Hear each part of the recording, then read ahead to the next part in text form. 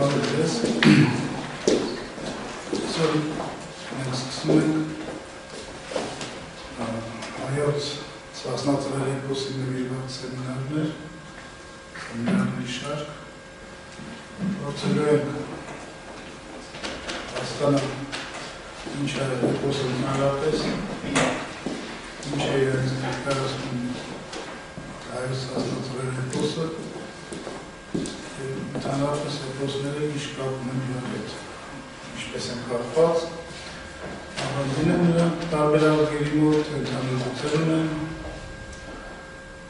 և փորձելու ենք հասկանանք, թե ինչ է գրված էպոսում և ինչի համար է գրված։ Առաջի հարցը ինչ է էպոս ընդհանրապես։ Եթե ասենք բոլորիդ հարցնենք, ամեն մեկը կտա մի պատասխան, մեկը կարող ասի, որ դա ժողովրդական բանահյուսության ինչ-որ մի տեսակ է, մեկը կարող ասի, որ դա ուշադրության գործ է, մյուսը կարող է ասել, որ դա հեքիաթ է կամ ինչպես հաճախ ասում են հեքիաթների հեքիաթն է։ Այդ բոլոր պատասխանները ճիշտ են, բայց ամեն մեկի պատասխանը առանձին վերցրած ամբողջովին չի պատասխանում են հարցին ինչ է էպոսը։ Այո, էպոսը դա մշակութային ամենահզոր ստեղծագործությունը, մշակութային հուշարձանն է ցանկացած ազգի, բայց ինքը սոսկ մշակութային էլեմենտներ չի պարունակում իր մեջ։ Էպոսը, ցանկացած էպոս, տիեզերքի կողմից կամ Աստծո կողմից տվյալ ժողովրդին տրված տեղեկատվություն է,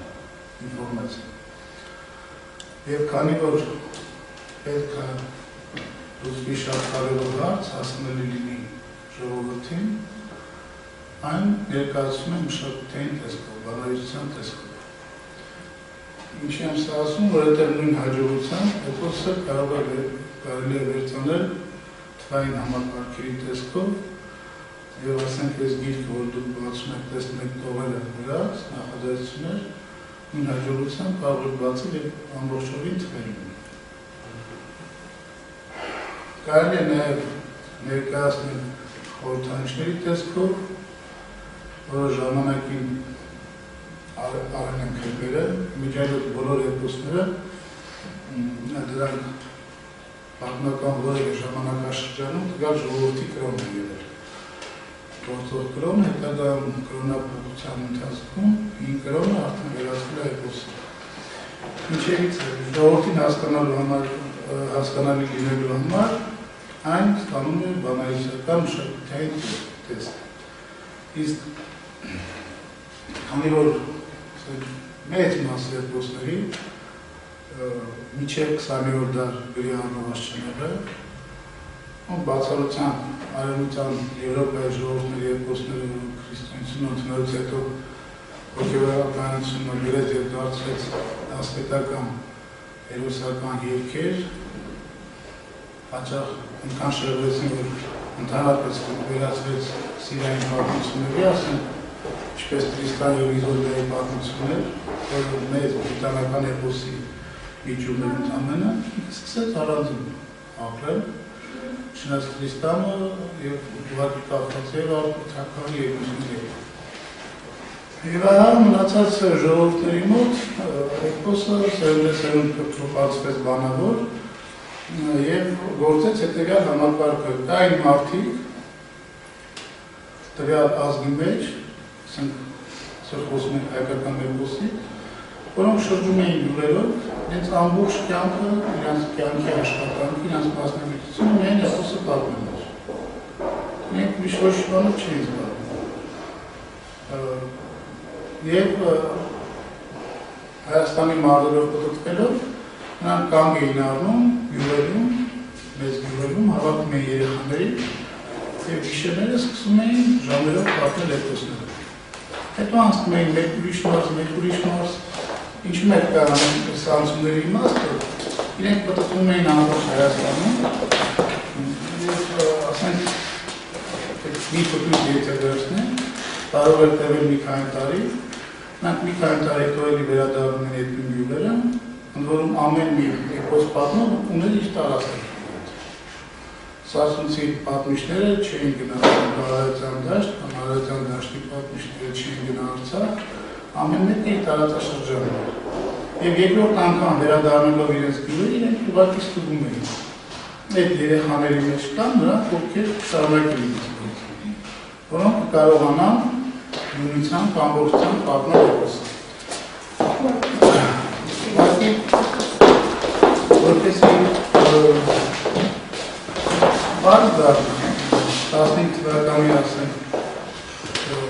ֆոտորազմներից հետո եւ 20-ական 30-ական թվականներին Ստալինի հրամանով մեծ գիտական աշխարհախմբեր կազմակերպեցին եւ գրի առնելու էպոսի ճյուղերը,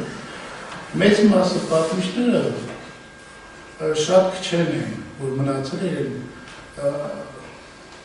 դպրոցի երեխեքից,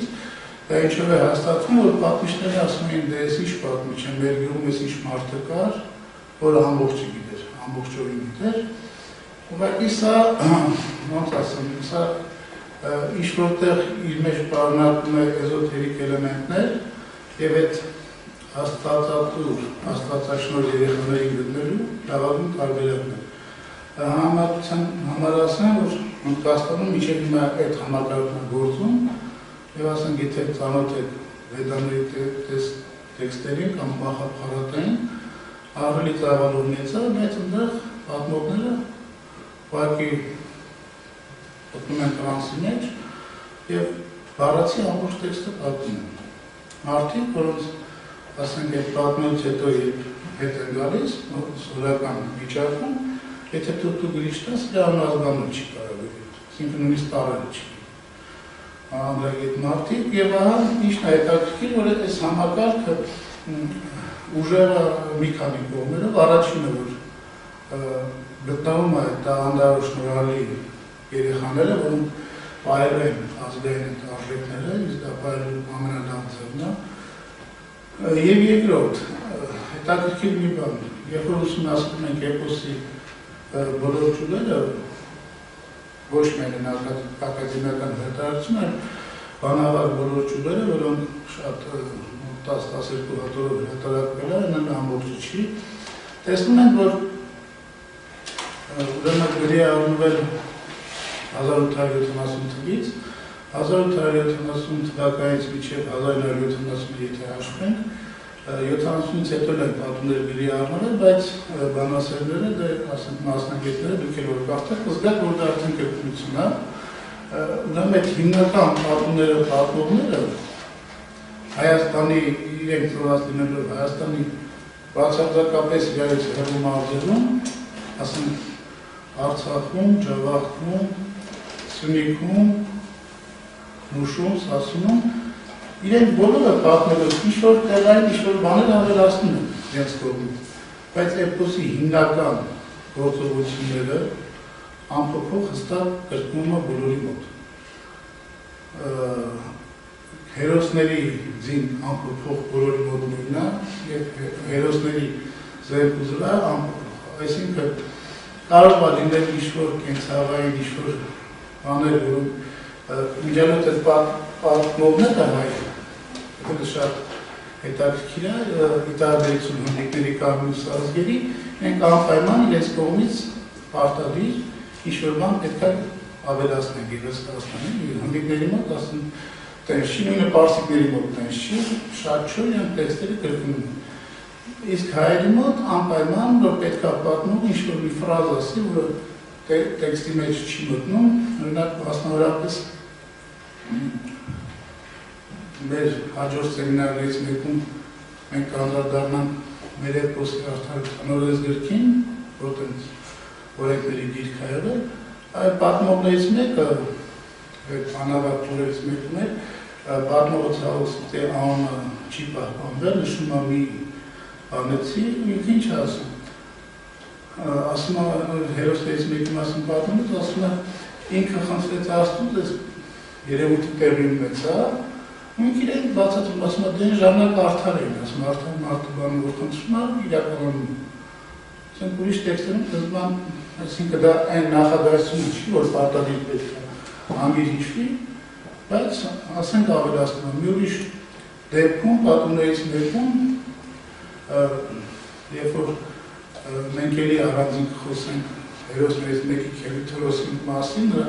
հետախուզական համակարգը ոնց է աշխատել, մի ուրիշ պատմող, ասում է գիշերը ուղարկեցին այդ տղան որ հասնի, ասում է դե ցերեկով չէին ուղարկի, ասում է դե վաղ շփոթություն բան շատ կար։ Ասենք 20-րդ դարի մարդը պատմելով էպոսի մասին, ինչ-որ ամիշերի ժամանակների Հայաստանի և Եգիպտոսի պատմականորեն եթե զուգահեռը տանում ենք համակում շատ բաներ, պատմականորեն Միտանի և Եգիպտոսի տերազների հետ, որ տեղի է ունեցել Քրիստոսի ծնունդից առաջ 27-րդ դարում, 2700 տարի առաջ, գումարեք 2000 օրերը, 4700 տարվա մասին, արդյոք ասում դեն ժամանակ շփոթություն շատ կար։ Դեռ գենետիկ պատկերացումներով հիշողության մեջ մնում է, որ Եգիպտոսը բոլոր դեպքերում հզոր առայեղ կայսրություններ ու տիրապետում էր երկիր մոլորակի հետ հատվածում։ Հիմա ուրեմն, ինչպես ասեցի, էպոսը դա տեղեկատվական համակարգ է։ Իր մեջ պարունակում է ինֆորմացիա։ Հիմա փորձենք հասկանալ ինչ ինֆորմացիա պարունակում էպոսը եւ դա ինչի համար է տրվում։ Ասեմ ձեզ, որ աշխարհի բոլոր ժողովուրդների էպոսները, անկախ թե որ ազգին է, թե ազգային որ խմբին է պատկանում, բաղկացած է 4 հիմնական տեղեկատվական մասերից, բլոկներից։ Առաջինում ներկայացնում է տվյալ ազգի ծնունդը, պարտադիր, տվյալ հերոսի ծնունդը։ Եթե ուշադիր ուսումնասիրենք, կտեսնենք, որ շատ տարօրինակ է, բայց աշխարհի բոլոր ժողովուրդների գլխավոր հերոսը, ի տարբերություն հայկական, միակ հայկական էպոսն է, բոլոր էպոսների գլխավոր հերոսը դրսից եկած հերոս է։ Իրենք լազմիշ, դա պարտադիր։ Ասենք իրենք ունեն իրենց հերոսը, որի շուրջը կառուցվում է էպոսը, բայց հերոսը հասնում է ինչ-որ խնդրի, որը չի կարողանում ինքը իրականացնել, եւ այդ ժամանակ հայտնվում է դրսից գայս է հերոս, որը լուծում է այդ խնդիրները։ Նախ իր համար ձեզ ասեմ, որ ռուսական, սլավոնական էպոսում է գլխավոր հերոսը, որը գայս է դրսից, սիատավորում է, իրականում են 3 հիմնական հերոսներ, որոնց վրա կառուցվում է իրենց ամբողջ հերոսական էպոսը, բիլիանները, ուրեմն Ալյոշանը, Գավրինը և Իլյանորովիցը, և ահա երբ որ այս հերոսները անհաղթել հզոր հերոսները բոլոր թշնամիներին հաղթում են, հանկարծ նրանց դեմ է դուրս գալիս ոչ երկրային մի ուժ,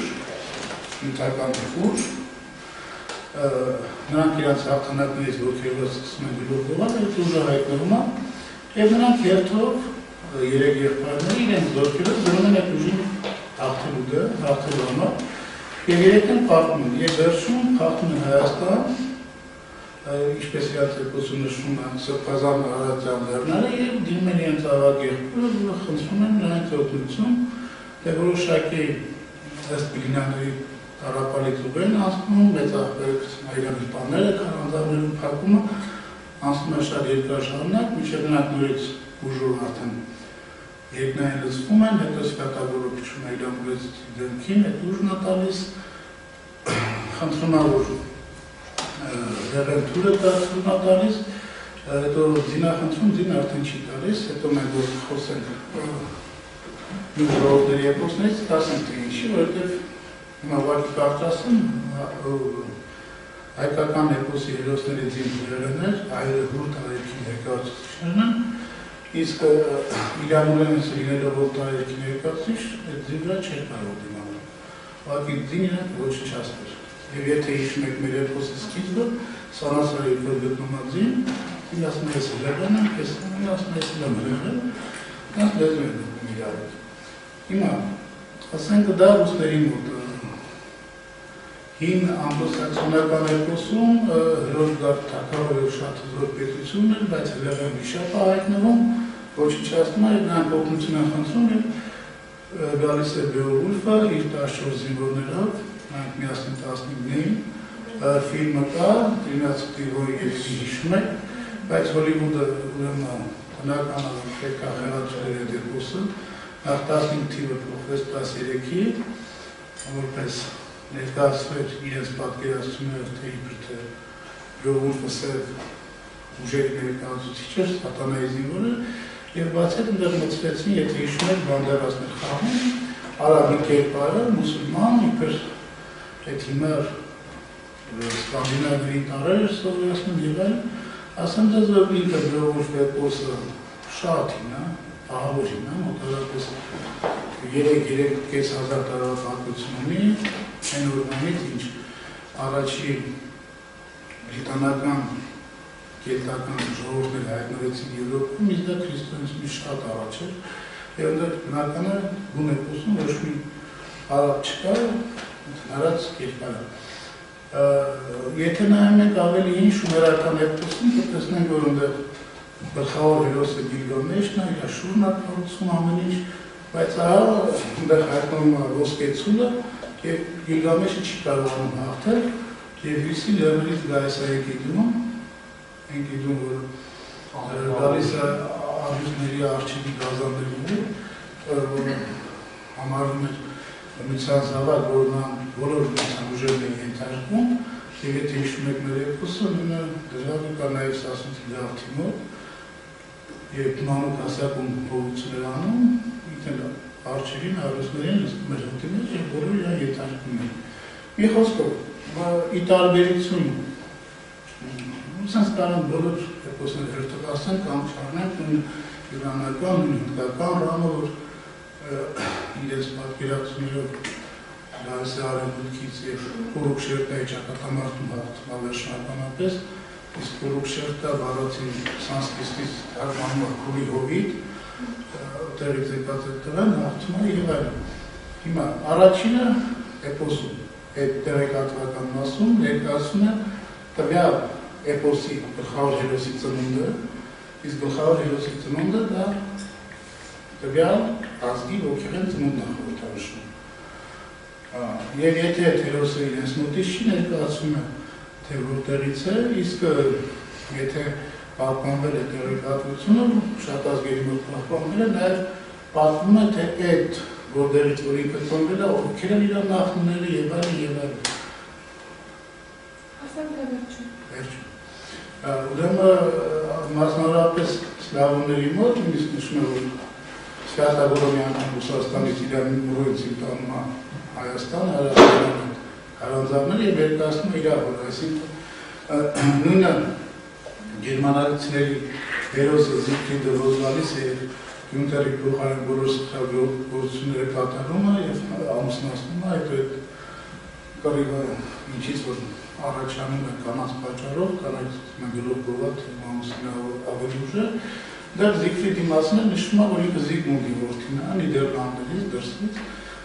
Իմիջիալոց ասում Զիգֆրիդ եւ Զիգմունդ, ինչպես է Սվյատագոր, թարգմանաբար նշանակում է Սամասար, Սուրբ Սար։ Չեխերի լեհերի մոտ այդ նույն հերոսը Սվենտովիթն է, որը էլի բառացի թարգմանում է Սրբազան բնույթ, Սրբազան Սար։ Եվ այսպես առաջին մասը, որ ներկայացնում է ծնունդը, իրենց հարգող հնագույն ազգերի մոտ հերոսի ծնունդը պետք է լինի աստվածային ծնունդ, որ մարդկային ուղեղով, մարդկային տրամաբանությամբ չի բացառվում։ Ինձ որ ես ասեցի ժամանակին կրոնա եղել, բոլոր էպոսները, հետագա նոր կրոնները այս նույնը վերցրեցին։ Մասնավորապես ամենավառ արտահայտությունը նմանությունը որ կա, վերցրեց քրիստոնեությունը, Հիսուս Քրիստոսի ծնունդը եւ ինչպես հայկական էպոսում այնտեղ գլխավոր աստվածամայրը հորիանում է Սուրբ Հոգով։ Այսինքն ցույց է տալիս, դա պետք է ճիշտ հասկանանք, որ ցանկացած կրոնական առաջնորդի, ցանկացած հերոսի ինքը հերոսի բաղկացած է երկու մասից, նյութական և հոգևոր։ Նյութական մասը Մարինան ներկայացնում որ ին, որ ապրել է, և հոգևոր աստվածային ծնունդը։ Իմիջիալոց այս հարցը շատ լավ աստվածաբաններ ունենք, նրանք էլ կարող են հաստատել, որ այդ պայքարը երջը նույնիսկ քրիստոնեության մեջ շատ լավ չէ հիմա էլ Քրիստոս մարդ և Քրիստոս աստված, որովհետև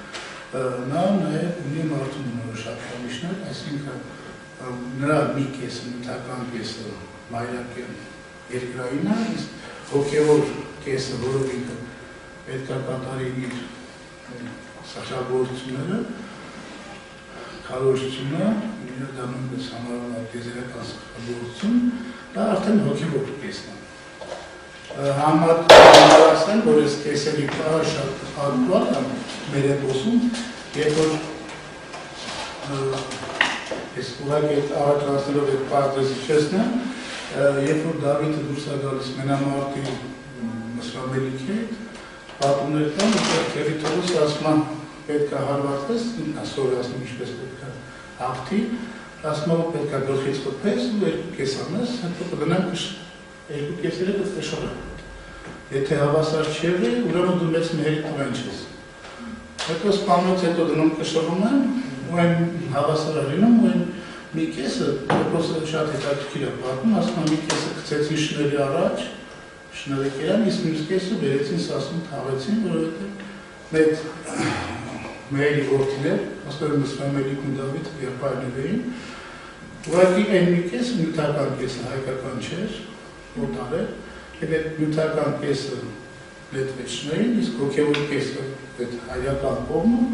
բերվեց և պատվով, որպես այդ մայրի որդի թաղվեց Հայաստանում։ Եվ ահա մենք տեսնում ենք, որ մեր էպոսի գլխավոր հերոսները ունեն աստվածային ծնունդ, որը առեղծված է և մարդիկ իրանություն են հնարքելու, ամեն դեպս այդպես է բոլոր կրոններում և բոլոր ազգերի մոտ, հետաքրքիր է, որ այս տենդենսը բավական երկար մինչև 17-18 դարը պահպանվում է նաև քաղաքական շրջանակներում։ Ալեքսանդր Մակեդոնացին իր արշավանքները սկսելուց առաջ այդ ամբողջ աշխարհին ապահովել, որ ինքը աստվածային ծնունդ ունի, և այդ առասպելները մինչև հիմա ապրում են, կա տարբերակ, որ նա Զևսի որդիներ, կա տարբերակ, որ նա Ամոնի որդիներ, և պատահական չի, որ առաջի իր լուրջ արշավանքը Հունաստանից դուրս Թիդախի Եգիպտոսներ, նա մտավ Եգիպտոս և բուրգերում ստացավ քրմերի օրհնությունը և մեր լեզվով ասած քրմերը կնիքը դրեցին, որ այո, մենք ասում ենք, որ Ալեքսանդրը Ամոնի որդիներ և քրմերից շատերը հատուկ նոր առասպել ստեղծեցին, որ ծնունդի պահին, երկինքը բացվել է, նույն բաների միջոցով Ալեքսանդրի ծնունդ և Քրիստոսի խաչվելու պահերը շատ բաները համընկնում են, որ իրանց մոտ էլ տաճարել, արագուլը պատրվեց և այլ և հետագայում նույն արեց Հյուլիոս Կեսարը, ապահովելով, որ հյուլյանների տոհմը, իրանց հյուլիոսների տոհմը, որ իմիջիալոց ծագում հայկական տոհմ էր, Հայոս էին նրան կոչվում, դա ազնվական տիտղոս էր, նա ապացուցում է, որ իրենք ուղղակի Վեներայից են ծագել, ուղղակի Կեսարի մոտ, չգիտեմ ինչ պատճառներով, երևի ինքը չկարողացավ արական կողմով ապահովել, թողնել իրական ու իրենց տատի տատը Վեներայից ծնվում եւ այլն։ Նույնը շարունակվեց եվրոպական ժողովուրդներում մինչև Չինգիզխան ապացուցում էր, որ ինքը երկնքի կապուկ գալի որդին է, որ իր հայրը թողնա հայրը դար որդիներ եւ այլն, այսինքն քիչ թե շատ լուրջ զորավար, ռազմական գործիչ, քաղաքական գործիչ պետք է գնար այս ճանապարհով։ Սա ցույց է տալիս, որ մի նպատակ ուներ, սա ինքնանպատակ չէ։ Իմիջիալոց եթե ուսումնասիրի, կյանքի բերումով հնարավորին է ուզենակ այդ ուղղությամբ գնալ ուսումնասիրեք, կտեսնեք, որ նույնը 20-րդ դարում արել է Ադոլֆ Հիտլերը, նույնը արել է նաև Ստալինը։ Իրանց ծնունդը մինչև հիմա հարցական է, իրանք շատ մեծ ծավալի աշխատանք են կատարել, որ առեղծվածը չբացահայտվի։ Մնա առեղծված էին, որտեղ դրանով ինքը ցույց է տալիս, որ ինքը տարբերում է մնացած 6 միլիարդից։ Ինքը իրավունքներ ունի։ Ընդ որում ասեմ, շատերի մոտ դա ստացվում էր, շատերի մոտ իհարկե չէր ստացվում։ Նրանք, ովքեր իսկապես տիեզերքի տարակերություն ունեին, նրանք իրականացնում էին այն խնդիրները, որ տիեզերքը դիմեր իրացել։ Մասնավորապես Ադոլֆ Հիտլերի մոտ մի քիչ լավ չստացվեց։ Չնայած ինքը բավականին շատ բաներ այս համակարգին հավատարիմ կատարել էր։ Եվ ահա ծնունդը, տեսեք, Հերոսի ծնունդը միայն չի պայմանավորված նրանով, որ ծնվեցին այս հերոսները։ Իմիջիալոց ասեմ նույնը, որ կեսարից խոսեցինք, նույն առաստերում նաև դրված է ռոմեացիների պետության հիմքում, Հռոմից տեսնում, զույգ եղբայրների և տեսնենք, որ նրանց ծնունդները առեղծված էին և ովքեր էին նրանք ինչպես հայտնվեցին, շատ մշուշոտ և շատ անհասկանալի են դարձել։ Հետագայում, երբ որ մենք ժողովուրդների հետ համեմատությունը կանենք, տեսնենք, որ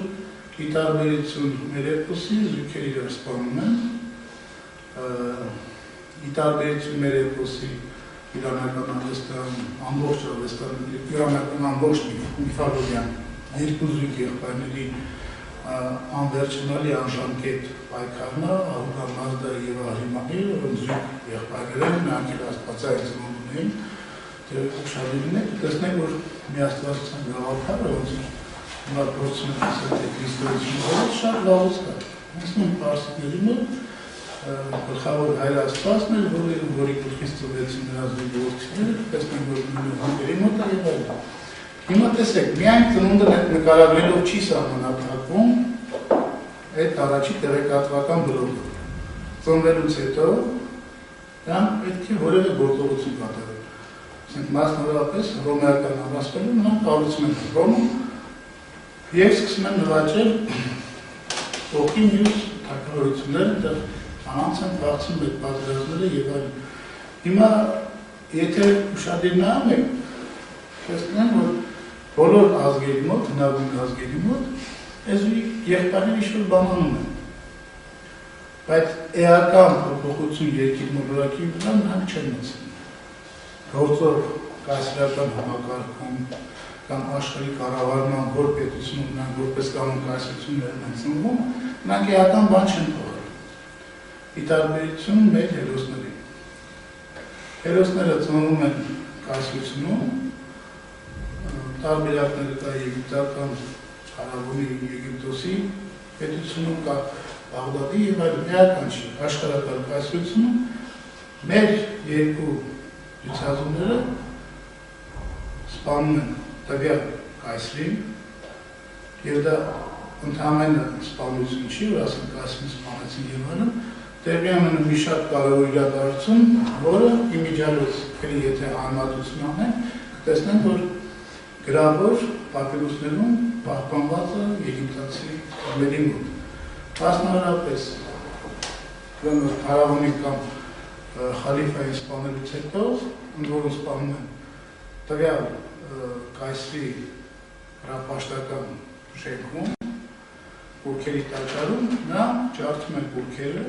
և մեր էպոսում հստակ գրված է, ասում է դրանից հետո Բաղդասարը թույլ պահեց, ասաց հիմա ամբողջ ազգով պետք է անցնեք իմ թվիտակով ու իմ աստվածը պաշտել։ Ով իմ աստվածը չի պաշտելու, ոչնչացնելու են, ասում անցան և եթե այս համեմատությունը ասեմ, որ ավելի հասկանալի լինի, պարզ։ Ուրեմն 27-րդ դարում մեր թվարկությունից առաջ Եգիպտոսի ու մի քանի պատերազմի մեծ խաղերի հասավ, իսկ մի քանի հայկական պետություններ հենց անուն նրանք շումերների հարևաններն էին, մի տանի նշանակում նրանք բոլորը մի տանից են եղել, նույն տանից սերված, իմիջիալոց 10-15 տարի առաջ սովետական, ռուսական և արևմտյան Եվրոպայի գիտնականները վերջապես հաղթահարելով իրանց մեջ վարդույթը հայտարարեցին, որ շումերները և միտանին հայկական էթնոս էին պարունակում իրենց մեջ և իրենց մեջ պաշտոնական հանրագիտաներում նշում են, որ նրանք հայկական լեռնաշարից են եկել։ Եվ այս պատերազմի ընթացքում դեսպանները մի անգամ էլ երբ որ գալիս են միտանի պետություն, թագավորի տեսնում են, պատշգամբում թագավորի աղջկան, բանակցությունները միանգամից կիսապնդվում, վերադառնում եւ փարավոնին պատմում, որ հայերի թագավորը այսպիսի աղջիկ ունի եւ փարավոնը առաջարկում է խաղաղություն եւ խնդրում է դստեր ձեռքը, ուրեմն ասեն, որ ընդհանուր առմամբ իհարկե մերժում է պատերազմներով եւ խնամախոսություններով, այդ դելեգացիաներով տևել է ուղիղ 7 տարի հետո ամուսնացել է եւ պատմության մեջ մենք հանդիպում ենք արդեն Եգիպտոսում Սանասար առաջի, Սանասար երկրորդ, Սանասար երրորդ փարավոններին, որոնք այս աղջկա որդիներն են, իսկ Սանասար երկրորդ թագավորը, որ հայտնի է Ամենխոտեպ անունով կամ Արմենխոտեպ անունով, նրանց ինչպես են ֆրանսիացիները ցանկացած կարդան այդ մակագրությունները հետագայում կատարել է Եգիպտոսում կրոնական 6 հեղաշրջում, առաջին մեծ կրոնական աշխարհում տեղի ունեցած կրոնականությունը կատարել է Արմենխոտեպը, որը հաստատել է հայկական լեռնաշխարհում տարածված կրոնը, արևապաշտությունը։ Եվ հետագայում իր տիտղոսներին ինքը ավելացրել է Վանրե, որը բառացի թարգմանվում է Վանի անունով։ Այսինքն այդ իրադարձությունը, որ պատմականորեն տեղի է ունեցել, եւ այս պատմում սա եգիպտական քրմերի ձեռագրերի ֆրանսիացիների թարգմանությունն է։ Պատմականորեն մենք տեսնում ենք, որ եկավ աղջիկ հայկական լեռնաշխարհից, ունեցավ որդի, որդիները տապալեցին որտեղ կայսրին, ուղղակի ստեղ եղբայրն է իրականում եղել է այդ փարավոնի որդին, մյուսը արդեն, ու այդ Եգիպտոսի ու Միտանի միջև այդ ամենը մոտ 300 տարի տևել է։ Միշտ ասել աղջիկներ փարավոնի համար, արդեն այդ հայկական գիծը որ կար, մենք միշտ ին բերում էին Հայաստանից։ Ու ասեմ այդ Նիֆերտիտին հայտնի, որ գիտեք որ պատմում հայրը, այս իրադարձությունները ես որ պատմում, նրան Նիֆերտիտից 200 տարի առաջ։ Այսինքն ինքը առաջի հայրը ինչի եղել, միջև այդ արդեն դրված կաշխատել։ Իմիջիայինի դետեյություն ասել եք ավելի դնայք այդ թեմաները խորանակ, կտեսնենք, որ նույնը տեղի անցել նաև Ասորեստանում։ Հայկական լեռնաշխարհի այն ժամանակ զոր արդեն միասնական պետություն ունեին, եթե Եգիպտոսի ժամանակ կար 4-5 հայկական պետություններ, Խեթայական պետությունը, Հայաստան, Շումերները, Միտանին, Նայրին, արդեն Ուրարտացիների ժամանակ Ուրարտացիներին հաջողվել էր հավաքարին զորացնել, Ուրարտական պետությունը նույն տեխնոլոգիան կիրառեց նաև Ասորեստանում եւ այդ պատմությունը, որ Մովսես Խորենացին կա նշում, նույնը տեղի ունեցել նաև ասորական ալպնիկում Այազգի թագուհի որդիները տապալել են ասորական պետականությունը, ուղղակի այնտեղ ամբողջովին ինչ-որ ծրագրված է երևի չի ստացվել, համենայն դեպս նրանք հետո մեծ ասորական ալպնիկով եկել են Հայաստան եւ բնակվել են Սորվա Սասունում, բայց այդտեղ հիմնական այդ առաջնորդները դիվիետ բաները տարերել է հայկական, այս ինչ եմ ասում, որովհետև շատ հաճախ ասում են այ էպոսը, սասնածվեր էպոսը ասորական այդ բաներում պահպանված է ձուկ աղբերի պատմությունը, հայերը սասունցները ասել են ոչ, ուղղակի այդ իրականացնողները հեղաշրջում հայեր են եւ դրից որին իրարու շատ ծանոթ հարված էր Ասորեստանի համար ու շատ կարևոր էր Ուրարտուի համար, որտեղ դրանից հետո մյուս ասորական թագավորները պահանջում էին միայն եղբայրների վերադարձնել ու խաղաղություն հաստատել, Ուրարտուն տենց չհամաձայնել ու պատերազմ, նույնիսկ պատերազմի գնով հայոց արքաները չհանձնեցին։ Ուրեմն այդ հեղաշրջումը իրականացնողներին։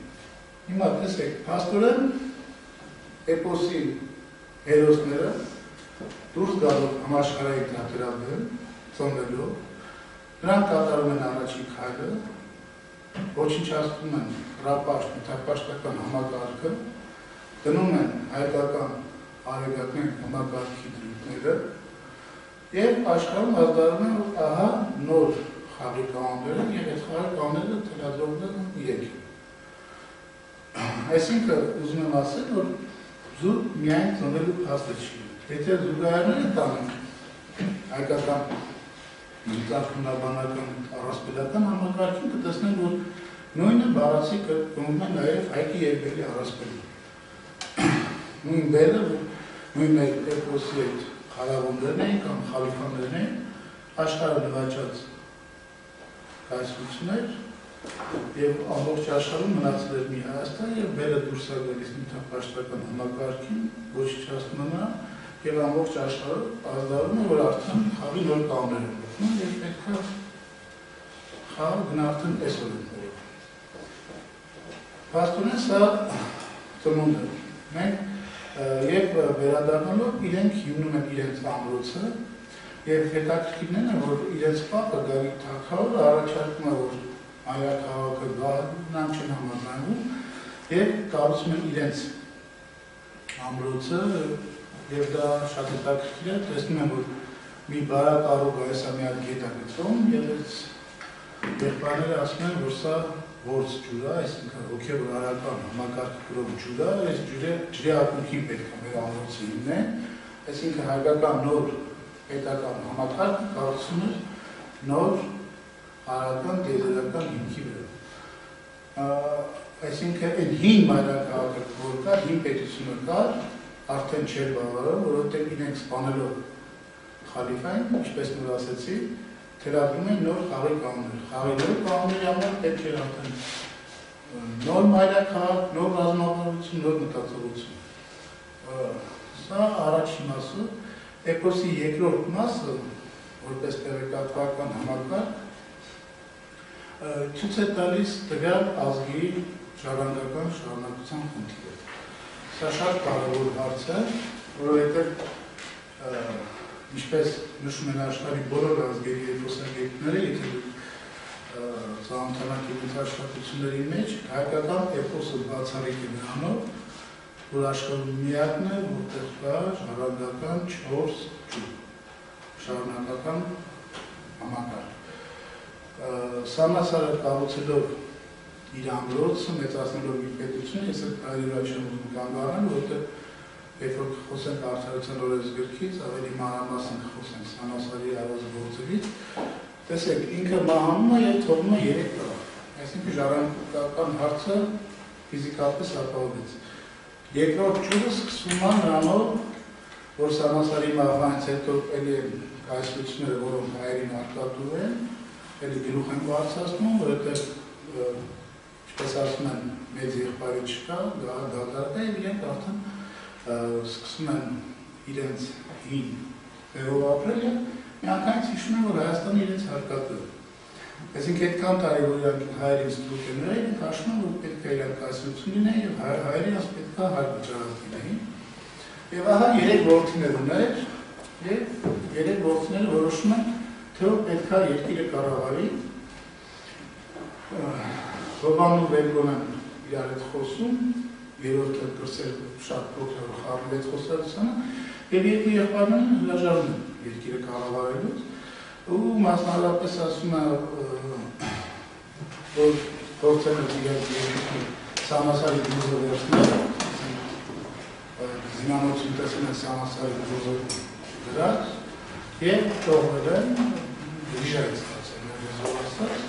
այսինքն այն խնդիրները դա պետք է հետո ես եմ կասել, էպոսը երբ որ կարդաք շատ հիշել, դեռ չփորձեք նյութական մարդկային ինչ-որ երևույթներ գտնել կամ փորձեք ինչ-որ աշխարհագրական տեղանուններ կամ նյութական էպոսը ամբողջովին այլաբանություն։ Եվ այս գուզը պետք է բառացի չհասկանալ, որ մարդը գնաց, մի հատ ծանր երկար չկայցան վերցնել, որոշեց, որ չէ։ Ուղղակի իրանք երկուսն էլ փորձել են այն ժամանակել է հետևի քարտեզներ եղել, երևի չի հաստատ։ Տեսել են, թե ինչ հսկայական կայսրության տերը Սանասարը ու ինչպիսի օրենքներով է կառավարում, հասկացել են, որ իրան նույնպես չեն կարող կառավարել ու միանգամից հրաժարվել են։ Ու դա իմիջիայլոց ասեմ շատ ավելի գովելի է, քան ինչ որ մենք տեսնում ենք, ասեմ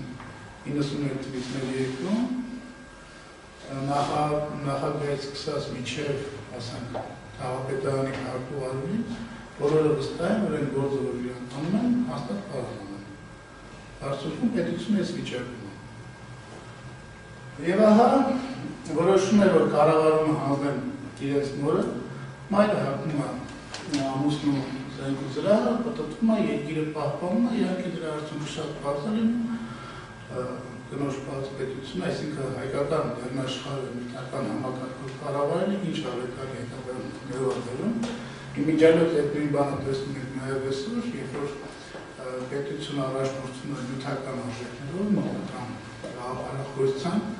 մասնավորապես եթե ուշադրություն ունենք, տեսնենք, որ 20 տարի ամեն տարի, երբ որ մեր բյուջեն հաստատում են, հայտարարվում է բյուջեն սոցիալական բյուջե։ Այսինքն մի բյուջե, որը մենակ զբաղված է լինելու, թոշակներ բաժանելու, նպաստներ տալու եւ այլն։ Ոչ գիտական ոլորտ, ոչ արդյունավետ բաներ չկա։ Զուտ կանանցի փող գտնենք, հավաքենք, սովորածներին, որտեղի եւ այլն։ Ну, արդյունք լինում է, որ նույն խալիֆայությունը հարձակվում է եւ սրանց գերի է տանում եւ Հովանը խնդրում է ասում թող այդանք մեր երկիրը եւ խալիֆայությունը ամենայն ինչ որ մենք հիմա տեսնում ենք ամեն մի նախագծելուց հետո թուրը բաղում է խալիֆան ասում եմ դիտակով կանցնեք եթե կառավարեք ասում հասնում եմ ու դրանից հետո Հովանը դառնում է կառավարիչ երկրի ասեք ոչ թե արքա ոչ թե առաջնորդ ոչ թե այլ կառավարիչ ну ասենք հայ պարտական ժամանակներում եթե հիշենք Մարսն ոչ թե այսօրվա մեր Մարսը այլ Մարսն դառնում է մի Մարս եւ դեռ մի հետաքրքիր բան է տեղի ունենում, որ էլի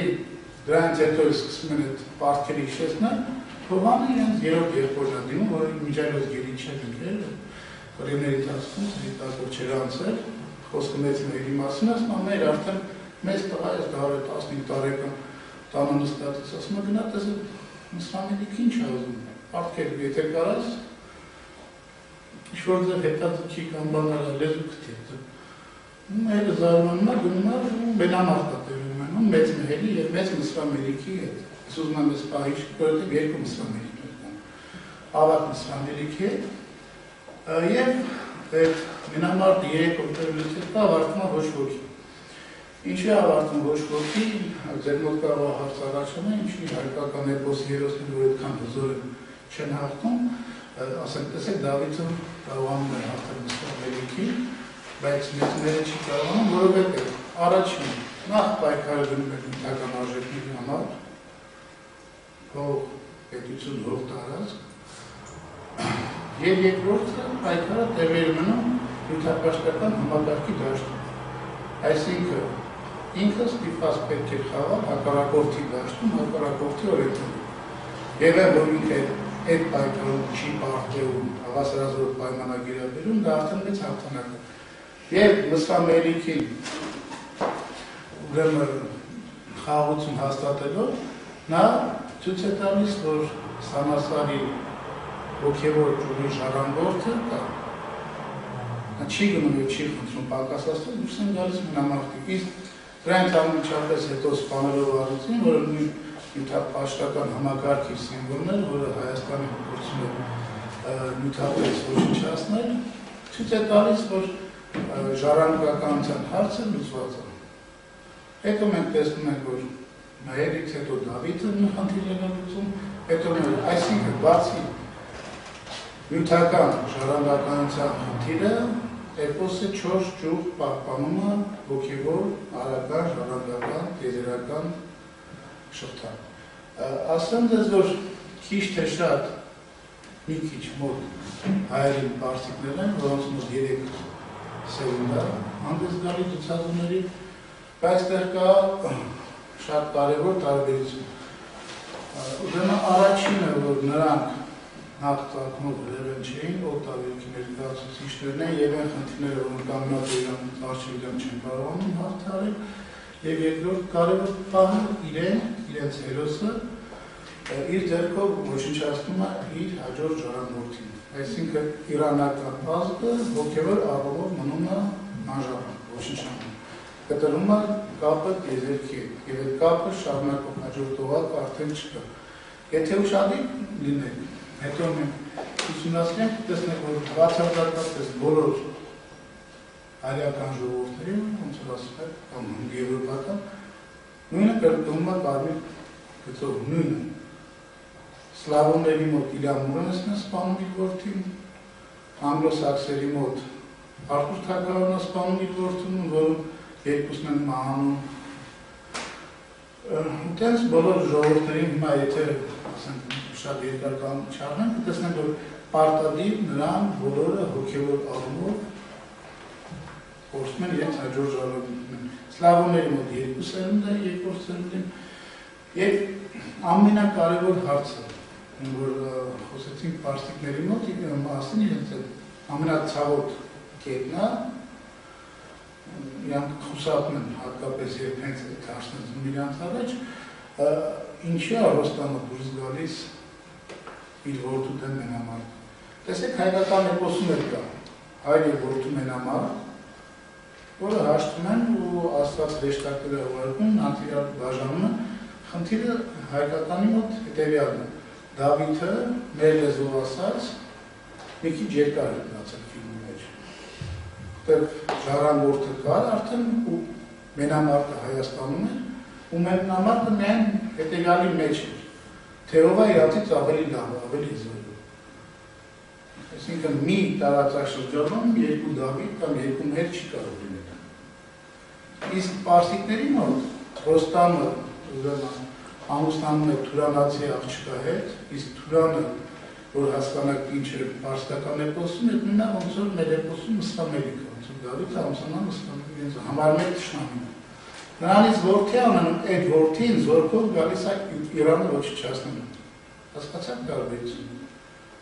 Այսինքն, եթե հայկականում խնդիրը զուտ են բանի մեջ է, թե ով ավելի է զոր, միջալոց նույնը տեսնում ենք Սլավոնների մոտ։ Սապորնիկը թաթարական օրդայի գլուխ անցած, գալիս է, որ Կիևի Ստոլնի գորդ, գիտեք ինչ այդ նշանակում է, հիմա որ ասում ենք Ստալինց է ռուսերեն, այդ բառից առաջացել։ Ստոլնի գորդ այն քաղաքն է, որտեղ Սևանն է, որտեղ նստում է թագավոր։ Սենկարտու թագավորի կլոր Սևանը։ Այսինքն իշխանի Սևանի քաղաքը։ Այսինքն նա գալիս է ոչնչացնել, Ստոլնի գորդ քաղաքը ոչնչացնել, նշանակում է այդ պետությունը ոչնչացնել։ Եվ ստիպված են նույնը ինչ-որ անում է Քեյքհաուսը, բառացի նույնը անում է Կիևի մեծ իշխան Վլադիմիրը, կանչում է Վլադիմիրը իրանում, այսինքն նույնը Քեյքհաուսն ասում է քո տղան ես այդ քոզորում եք, ունեք հարցրելուց։ Այսինքն տեսնում ենք, որ պայքարը բացարձակապես ուրիշ հիմքերի վրա է և ուրիշ բաների համար։ Եվ ուրեմն տեսնում ենք, որ միակ ժողովուրդը, որը 4 սերունդ ունի, իմիջիալոց և պարսիկների հետ մի բանել ասում, ճիշտ է իրանց մոտ 3 սերունդ կա։ Սամնա, Զավզերմը, հետո Ռոստամնա, դեր նրանք ենքան էական չեն, զորավով ավարտում ամեն ինչ, բայց հետաքրքիր է, որ հայկական պարսկական էպոսը, երբ մենք նորից ասեմ, մյուս ժողովուրդների էպոսների հետ զուգահեռներ կանցկացնենք, մեր էպոսի գլխավոր հերոսը այդ ազգի այդ երկրի տերն է։ Ինքը և թագավորն է, և ինքը առաջին զինվորն է, և առաջին ութան հարողը ինքն է։ Պարսկականում պետք է լինի շահ, թագավոր, և պետք է լինի Ռոստամ, որը պետք է դա փրկի։ Ռուսականում պետք է լինի Վլադիմիրը, պետք է լինի Իլյան Մուրենցը, որ պետք է փրկի։ Գերմանականում պետք է լինի Գյունտերը, բայց պետք է կողքից լինի Զիգֆրիդը։ Սա է ցույց է տալի, որ նույն Ռոստամի ճյուղը հայկական ճյուղ էր, որ նա ընդհանրապես խնդիրը պետականությունը պահել էր։ Հիմա սա էպոսի երկրորդ մասի վերաբերյալ, հաստորեն առաջին մասը, տեղեկատվական առաջի բլոգը ցույց է տալիս տվյալ ազգի ծնունդը և այն խնդիրները, որ այդ ազգը լուծելու է առաջ։ Ասենք, տեսեք, ստերը տարբերություն կա, պարսիկների մոտ առաջնայինը պետականությունն է։ Իրանը, զորի Իրանը, դրա համար գժում է, մեծ, կարևոր չի, դինաստիան թուրքական, նկարանարաբերեները, տեղական չի։ Սլավոնների մոտ, ռուսների մոտ, Սվյատայա Ռուս, ուղղափառությունը, ինձ համար ամենակարևոր բանը։ Իրանք կարան տարածքները կամ երբեք ռուսական որևէ բիզնես տարածքի համար ինչ-որ խնդիր չէ կարող հանդիպել, ասենք տարբերություն Պարսկաստանի, որ մեկ էս մարզումը կռիվ, մեկ Քաբուլ, մեկ ստեղ, մեկ արաբների դեմ, իրանք պետք է։ Ռուսների մոտ անգորիկ միան երբեք էլ չի նշում, բայց տարածքում ամենամեծը դառնում։ Իրանց համար առաջնայինը Սպիտա Ռուս, ուղղափառության պաշտպանությունը, որ Բյուզանդիայից անցավ իրանց, ու իրանք ոչ թե իրանց ներշնչեցին, այլ սկզբից երևի ներշնչեցին, բայց հետագայում պարզեց, որ դա միակ ճշմարիտ ճանապարհն է, իրանք հանդիսացան քրիստոնյա ուղղափառ քրիստոնեության հիմնասյունը։ Հակակշիռ արևմուտքին, այսինքն տեզերքը աշխարհը պետք է հակակշիռ ունենալ արևմտյան կաթոլիզմի դեմ, միակ հակակշիռը, որ քրիստոնեությունը չոչինչ անել, իսկ մենք գիտենք, եթե չկա հակակշիռ, ցանկացած համակարգ վաղ թե ուշ ոչինչ անում է ինքը իրենով, ռուսների մոտ Պրագա պրավասլավն է Սվետայա Ռուս, սա է ինձ առաջնում։ Իսկ հայկական էպոսը, որ ասենք շատ երկարդակ ոչ հայրենիքի հասկացություն կա, ոչ տարածքի, ոչ պետություն, կա արդարություն համակարգ, որով իրանք առաջնորդվել են վերջ մնացածը երկրորդականում։ Ուրեմն առաջի բլոկը ծնունդն է եւ այն խնդիրները, որ իրանք լուծում են, երկրորդը ժառանգականության հարցն է, երրորդ խումբը տեղեկատվության, երրորդ բլոկը իրենից ներկայացնում է այն բոլոր դժվարությունները, այն բոլոր խոչընդոտները, որոնք կարող են առաջանալ տվյալ ազգի, տվյալ ժողովրդի առաջ։ Դրանք կարող են լինել եւ հոգեվոր, եւ կրոնական, եւ ռազմական, եւ այլն։ Ասենք կառուցելուց հետո առաջանում է առուծի խնդիրը, որ պետք է առուծի ոչնչացնել, կամ կառուցելուց հետո առաջանում է ամուսնության հարցը եւ նա գրում է պարտադիր պետք է հրավեն աղջիկները եւ ունեն առաջանում է վիշապը, որը հակման անշտանապարը պետք է վիշապին հաղթան։ Ու այսպես հետո արտաքին թշնամին Ամերիկն է Դավիթի ժամանակներ ուժում, փոքր մերի ժամանակ էլ նույն արտաքին թշնամին, բայց խնդիրը մեր ուրիշ ձևավորում։ Այսինքն նյութական, տնտեսական, ռազմական բոլոր բնույթի խոչընդոտները էպոսը ցույց է տալիս պատմում։ Եվ որ շատ դες չօգնեցան, ուղղակի մի քիչ ավելի կարճ ասեմ, եւ չորրորդ մասը, եթե այս ամեն ինչի մասնավորի մանրամասն խոսենք, եւ չորրորդ բլոկը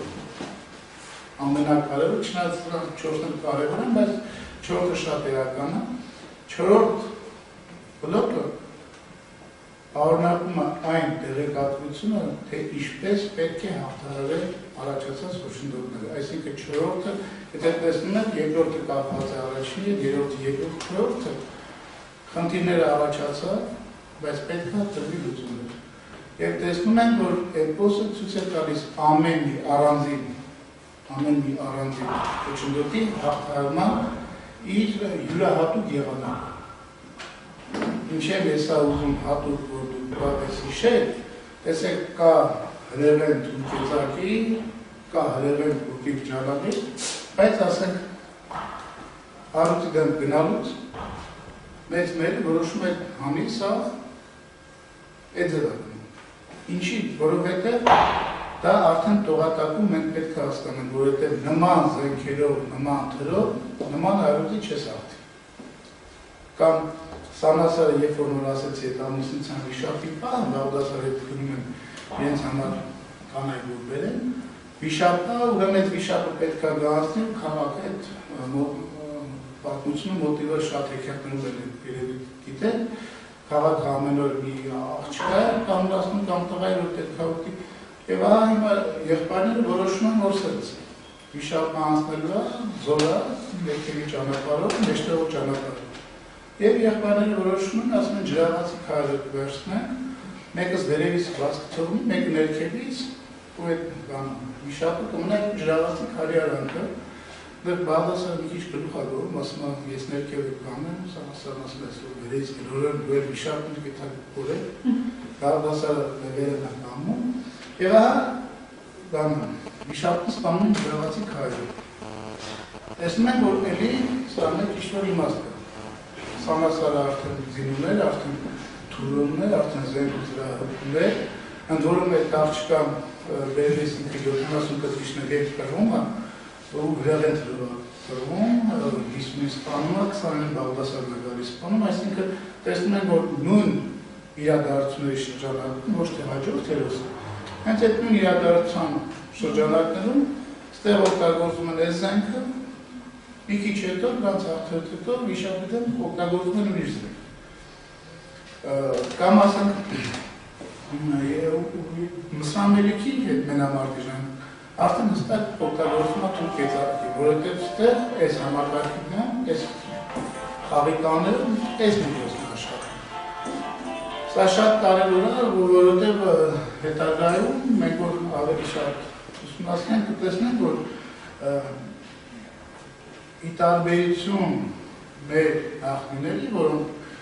այդ օպոսի հերոսներն են եղել, որոնք ապրել են այդ համակարգով, որոնք աշխարհին այս խաղի կանոններն են ընդդիմադրել, իսկ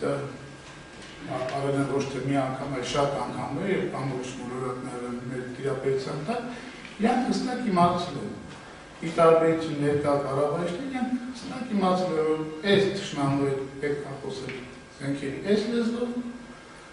իմիջիալը մի քիչ, շատ քիչ այդ համակարգը պահպանված է հնդկատանում, եթե ասենք Ռամայանը կարդալ, կտեսնենք, որ Ռոմանը կռվելով ասուրների դեմ, ամեն մի ասուրի դեմ տարբեր զենքերով է կռվում, իսկ գլխավոր ասուրի դեմ մենամարտուց ինքը Վիշնին է խնդրում, որ պատտվող հրապեն սկավառակը տա, որովհետև եղած զենքերով ինքը արդեն դրանց չի կարող հաղթի։ Այսինքն, ասածի իմաստը կանում են նրանում, որ էպոսը սովորացնում է, որ ցանկացած իրավիճակ, այսօր ցանկացած որ իմիջիայնացան էպոսի տեխնոլոգիաները մեր նախարարական տողները, արկական տողները շատ են կիրառել, շատ։ Սկսած այդ հարևան երկրներում հեղաշրջումներ պատահելու եւ այլն եւ նաեւ ռազմական մարտական իրավիճակներում էպոսը մենք պետք է կարողանանք այդ մեր արկական տողերի նման այսօր մեր պետության առաջ կանգնած խնդիր, որևէ խնդիր եթե կանգնած պետք է առաջնորդենք այն սխեմաներով, որը թելադրում է էպոսը։ Ուղղակի մի զուգահեռացնեմ, որ համակում է այսօրվա համար, որպեսզի ձեր համար հասկանալի լինի։ Այսօր կա արտաքին թշնամու հանգամանք, ասենք եղել է պատերազմ, որ մենք հաղթել, բայց պատերազմը դեռ շարունակվում է, ոչ ակտիվ ձևով, ճիշտ է հաղթել են, բայց ասենք վերջնական ջարդապաշտ չի, սպառնալիքը վտանգը կա եւ հարևան պետությունը միշտ դրա մասին խոսում է։ Տեսեք, մեր էպոսում հստակ արտաքին թշնամու ներխուժման վտանգի կա երկու շատ հստակ օրինակներ, շատ լավ։ Մյուսները ասեն, եթե վիշապների դեպերի մտական համակարգի պայքարը, այս երկուսը հստակ արտաքին թշնամու դեմ պայքարն են։ Առաջինը Դավիթի ճյուղը եւ Դավիթը եւ Մսրամելիքի մենամարտն տեղի ունենում, Մսրամելիքը հսկայական բանակով անցնում է Հայաստանի սահմանը, պատմանական ուժը, բանակը այնքան շատ է, որ ասում առաջին մեկան ժողովրդի գետից համակից, վերջին մեկան այդ խոնավ քարերը ուզեցին, եւ երկրորդը փոքր մերի դեպքում, երբ փոքր մերի հոր Դավթի սիրունին Չմշկիկ Սուլթանը որոշում է պատերազմում հարձակվել Հայաստանի վրա։ Տեսեք, մի դեպքում էպոսը հուշում է հետևյալը. Թշնամուն թույլ է տալիս մտնում է Հայաստան, վրաները խփում Սասունի քաղաքի մոտի դաշտում, հետո Գովանը բանակցություններ ավարտում, իրարացուցել մի բան մեր բոլոր երեք նախագահները, որ ասում են տարածքներ տանք, էպոսով դարդարացի սենց աղջիկ տան, ոսկի տան, կարող է աղություն հաստատվի, դե պետք է հասկանանք, որ աղջիկը, ոսկին, հողը, դրանք որով նյութական արժեք են։ Էպոսը, որ մենք հետո ուսումնասիրենք, հիշեք, որ այս համակարգի մեջ, նյութական համակարգի մեջ, որտեղ ուրեմն դոմինանտը կինն է, գլխավոր մտնում են վիշապները, օձերը, ցուլը, գոբեշը, եզը, ուխտը ու ոսկին եւ այդ ամբողջը դրանք նյութական համակարգի ամբողջ ատրիբուտներն են, տեսեք, ասենք, եթե արական համակարգի ձին հրևենձին է, նյութական համակարգում եթե մենք կարդանք, կտեսնենք, որ ընդեղ դեպի ձին, որպես կանձի չի լինում, ասենք, լինում է գոմբեշ կամ ցուլ եւ մեր էպոսի այդ հիմնական հերոսը որ մահերն է, ես ինչ եմ ասում հիմնական, որովհետև երկու մահեր ունենք եւ Դավիթ Ուսանասարը ըստ էության այդ նույն աստվածային կերպարի դրսևորումներն են, ամբողջ աշխարհում կրոնական պատկերացումներով Ռոմից բրիտանական կղզիներից մինչև Հնդկաստան համարվել է որ ոսկեցին սպանողը Միտրան մեր հայրն մահերն են։ Այս համակարգում ես ուղղակի ասացի իմիջիալոց մեր հայ պատմիչներից Ալիշանի մոտ շատ ավելի երկար թվարկում, ուղղակի ես չեմ ուզում ասում, կանայք շատ կվիրավորում, լեգրի շատ կենթաներ այդ համակարգի մեջ մտնող, իսկ արական համակարգի, հրևեն համակարգը ունի իր սիմվոլների իր զենքի տեսակները և տեսնում ենք, որ երկու խնդիր է։ Դավիթի դեպքում թողում են շնամին գայսա, երբ որ բանակցությունները վերջնականապես պահպանում են, հովան ու վերգում հասկանում են, որ իրեն դիվանագիտական ճանապարհներով հնարավոր չի մուսուլմանների լեզու գտնել, միջալից ասեմ, որ այս պահը ավելի լավ հասկանալ, մուսուլմանների պահանջները որոշակի առումով արդար են։ Նա չէր գալի Հայաստանը ոչնչացնել, նա ուղղակի իր հորեղբայրներին հիշեցնում էր, որ ինքը մեծ մահերի ավագ որդին է եւ հնագույն տեզերական օրենքներով ինքը որում առաջնորդում էր տեզերական օրենքներով մի փոքր խեղաթյուրելու։ Տեզերական արական համակարգով ժառանգության տերը ավագ որդին է։ Հայերը շատ արագ հասկացան, որ երիտասարդի ոչ մի դեպքում չի կարել, հնարավոր չի, սկզբից Քերուի Թորոսնա զորքով դուրս գալ գնահատեն, հետո տեսնում է զորքի չափը, պապանձում ու տեղ մնում է նրաները իր բանակով, ինչ է ասենք, այսօր մենք տենում ենք Բաղդադի սահմաններում, անդակներ նախագահները միշտ զինվորական շուեր հակած, այդում են այդ զինվորներին են ցույց տալիս, խաղեր կամ մուսուլմանների տեսեք մենք ստեղ կանգնած ենք 40 հոգով, բայց սպանես ավաշ չեն մնում։ Չնայած հանգիստ կարան գնան ու գրավեն, բայց չեն մտա, որովհետև տեզերքից Աստծուց դա տրված չի, որ Հովանը, Վերգոն կամ Թորոսը գնան այդ հարցերը լուծեն։ Եվ Քերի Թորոսը կատարում է շատ հետաքրքիր քայլ, հետո մենք երբ որ Քերի Թորոսը կերպարին առանձին անդրադառնանք, նա իր մարդկանց ուղարկում է եւ Քերի Թորոսի կինը արտասնում է դաղթին, որին հապեցրել են ու հանդարտ չխանգարի դիվանագիտությանը, ինչի իմացել մեր պետությունում, տեսեք 10 տարի, 20 տարի, ինչքան է, 17 տարի գնում են բանակցությունները, 94-ին 10 գովացածածապես տեղյակ չի։ Մեկ էլ ասենք, կարող լուրերը լսես, Մոսկովյան համաձայնություններ չգիտեմ, Մատվիդյան սկզբում, թե ինչ է ոչ մեկ չգիտի, բացարձակապես ոչ մեկ չգիտի, ընդորում չգիտի ազգային ժողովի նախագահը, գիտենք կոալիցիայի ղեկավարները, գիտի մենակ նախագահը, գոնե տեքստը գիտի, ինչի մասին։ Ասենք ազգը, որ ում փողոցում մոտենաս ասես, բանակցությունները Բիշկեկյան համաձայնություններ են ասում, ես ինչ չգիտեմ, Մոսկովյան պայմաններ, այսինքն ազգը անջատված է, ոնց որ Դավիթին են հատպեցնում, որ մուսուլմանների այդ բանակցություններին չխանգարի, իսկ հատպեցնելը նշանակում է անջատել կառավարման համակարգից, որ ինքը չխառնվի, երբ որ Քերի Թորոսը հասկանում որ արդեն հնարավոր չի, Դավիթը դուրս է գալիս, Դավիթին են հանում մենամարտի եւ հաղթում է։ Հիմա տեսեք, սա մի տարբերակ է։ Երկրորդ տարբերակը, ինչ եմ ասում, ամեն մի իրավիճակին էպոսը տալիս է իր լուծումները։ Երկրորդ տարբերակը, երբ որ Հովանը, Վերգոն, Թորոսը իմանում են, որ չմշկիկ Սուլթանը զոր հավաքում, եթե էպոսի 4 ջուրը բացեք, առաջին նախադասությունը տենց է սկսվում։ Դավիթը մահացավ, ողորմի իրան ու մյուս նախադասությունը Քերի Թորոսը իմացավ, որ չմշկիկ Սուլթանը զոր հավաքում, հակներեք այդ ավակության պահասեն, ինչի կիսատնած, ուղղակի հայերը Մուսրամերիկին պետությունը չտվեցին, նյութական առումով դա շատ ձեռնտուկներ, որովհետև Հայաստանը կդառնար զոր կայսրության մայրաքաղաք, բայց արդեն նյութական կայսրության մայրաքաղաքի դա Մենք ուղղակի Մսրամելիքին բացատրեցին, որ ճիշտ է, դու հորական կողմով մեր համակարգից ես, բայց դու ապօրինի ծնունդ ես, քո նյութական երկրորդ կեսը հայկական չի։ Ունենալու եմ հանվեց լիարժեք հայկական համակարգ եւ հորական եւ մորական կողմից Դավիթ ինքը համակարգ էր։ Ազգային համակարգը դուրս եկավ նրա եւ նյութական եւ հոգեվոր եւ հոգեբան բոլոր բաղադրիչները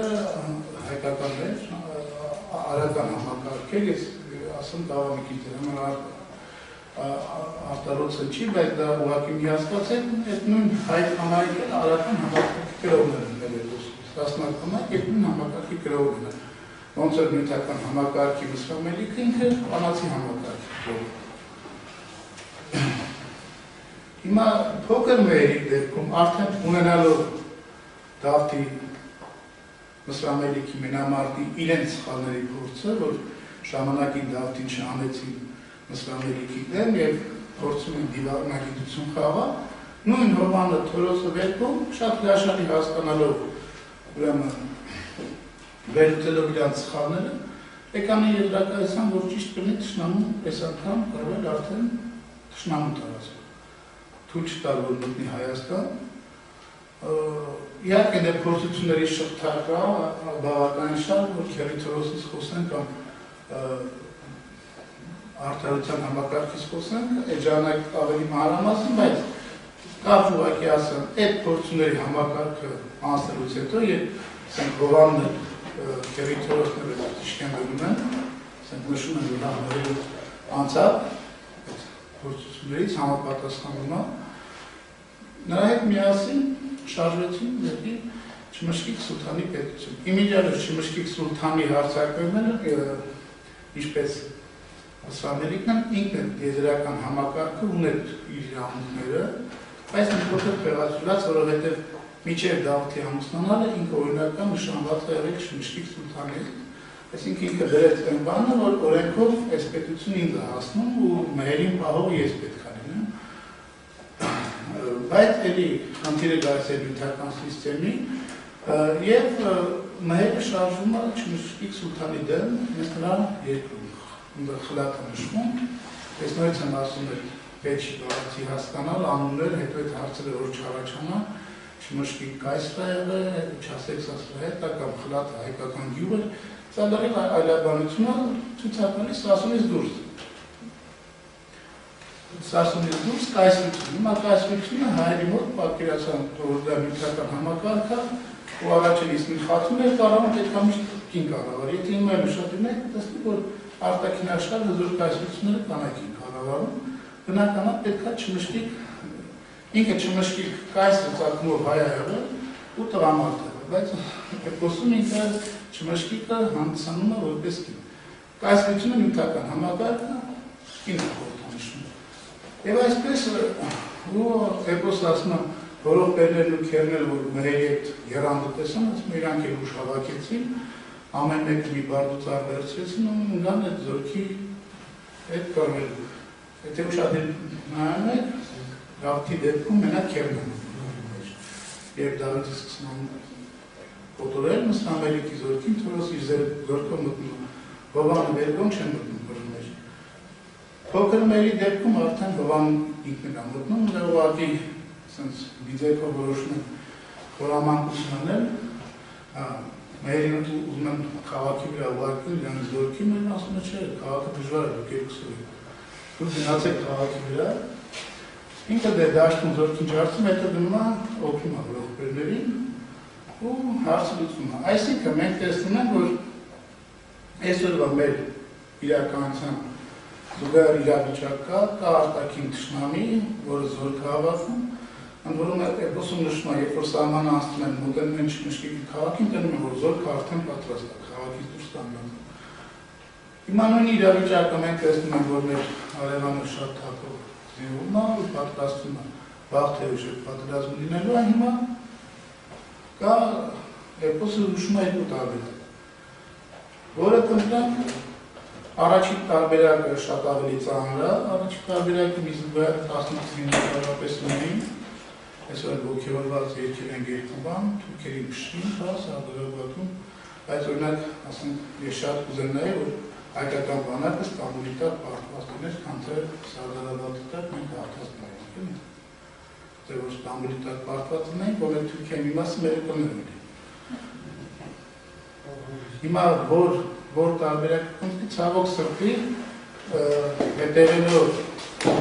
մեր արտաքին քաղաքականության մեր ղեկավարության քայլերին երևի գնում են լավթի ճանապարհով, սա ցանկալի տուներ ու իրավներ փոքր մերի տարբերակ, այսինքն էպոսը ցույց է տալիս եւ հնարավորությունները եւ այդ խնդիրները լուծելու տարբերակները։ Եվ ամփոփելով նորից ասեմ, այսօր մենք խոսեցինք էպոսից, ցույց տվեցինք, որ այն բաղկացած է 4 հիմնական մասից, տեղեկատվականների համակարգը, առաջին մասը էպոսի գլխավոր հերոսը, կամ տվյալ ազգի ոգևորն ծնունդը, ժառանգականություն, հարցը երրորդը տվյալ հերոսի, տվյալ ազգի առջև կանգնող խնդիրները, եւ չորրորդը այս խնդիրների լուծման եղանակները։ Ամփոփելով կարող ենք ասել, որ ինքը էպոսը յուրօրինակ ծննդյան վկայականը կամ տեղ անձնագրի պես բան է, որտեղ ասենք եթե դուք ինչ-որ բան անում եք, հապարակուրայից բնած մեքենայից կա գիր, որտեղ եմ ասենք ինչ-որ ինչպես օգտագործել եւ ասենք ինչ-որ բանը երբ որ փչանում է, ինչպես ստացվել։ Այսինքն էպոսը ծնվում է ազգի հետ։ Այն այս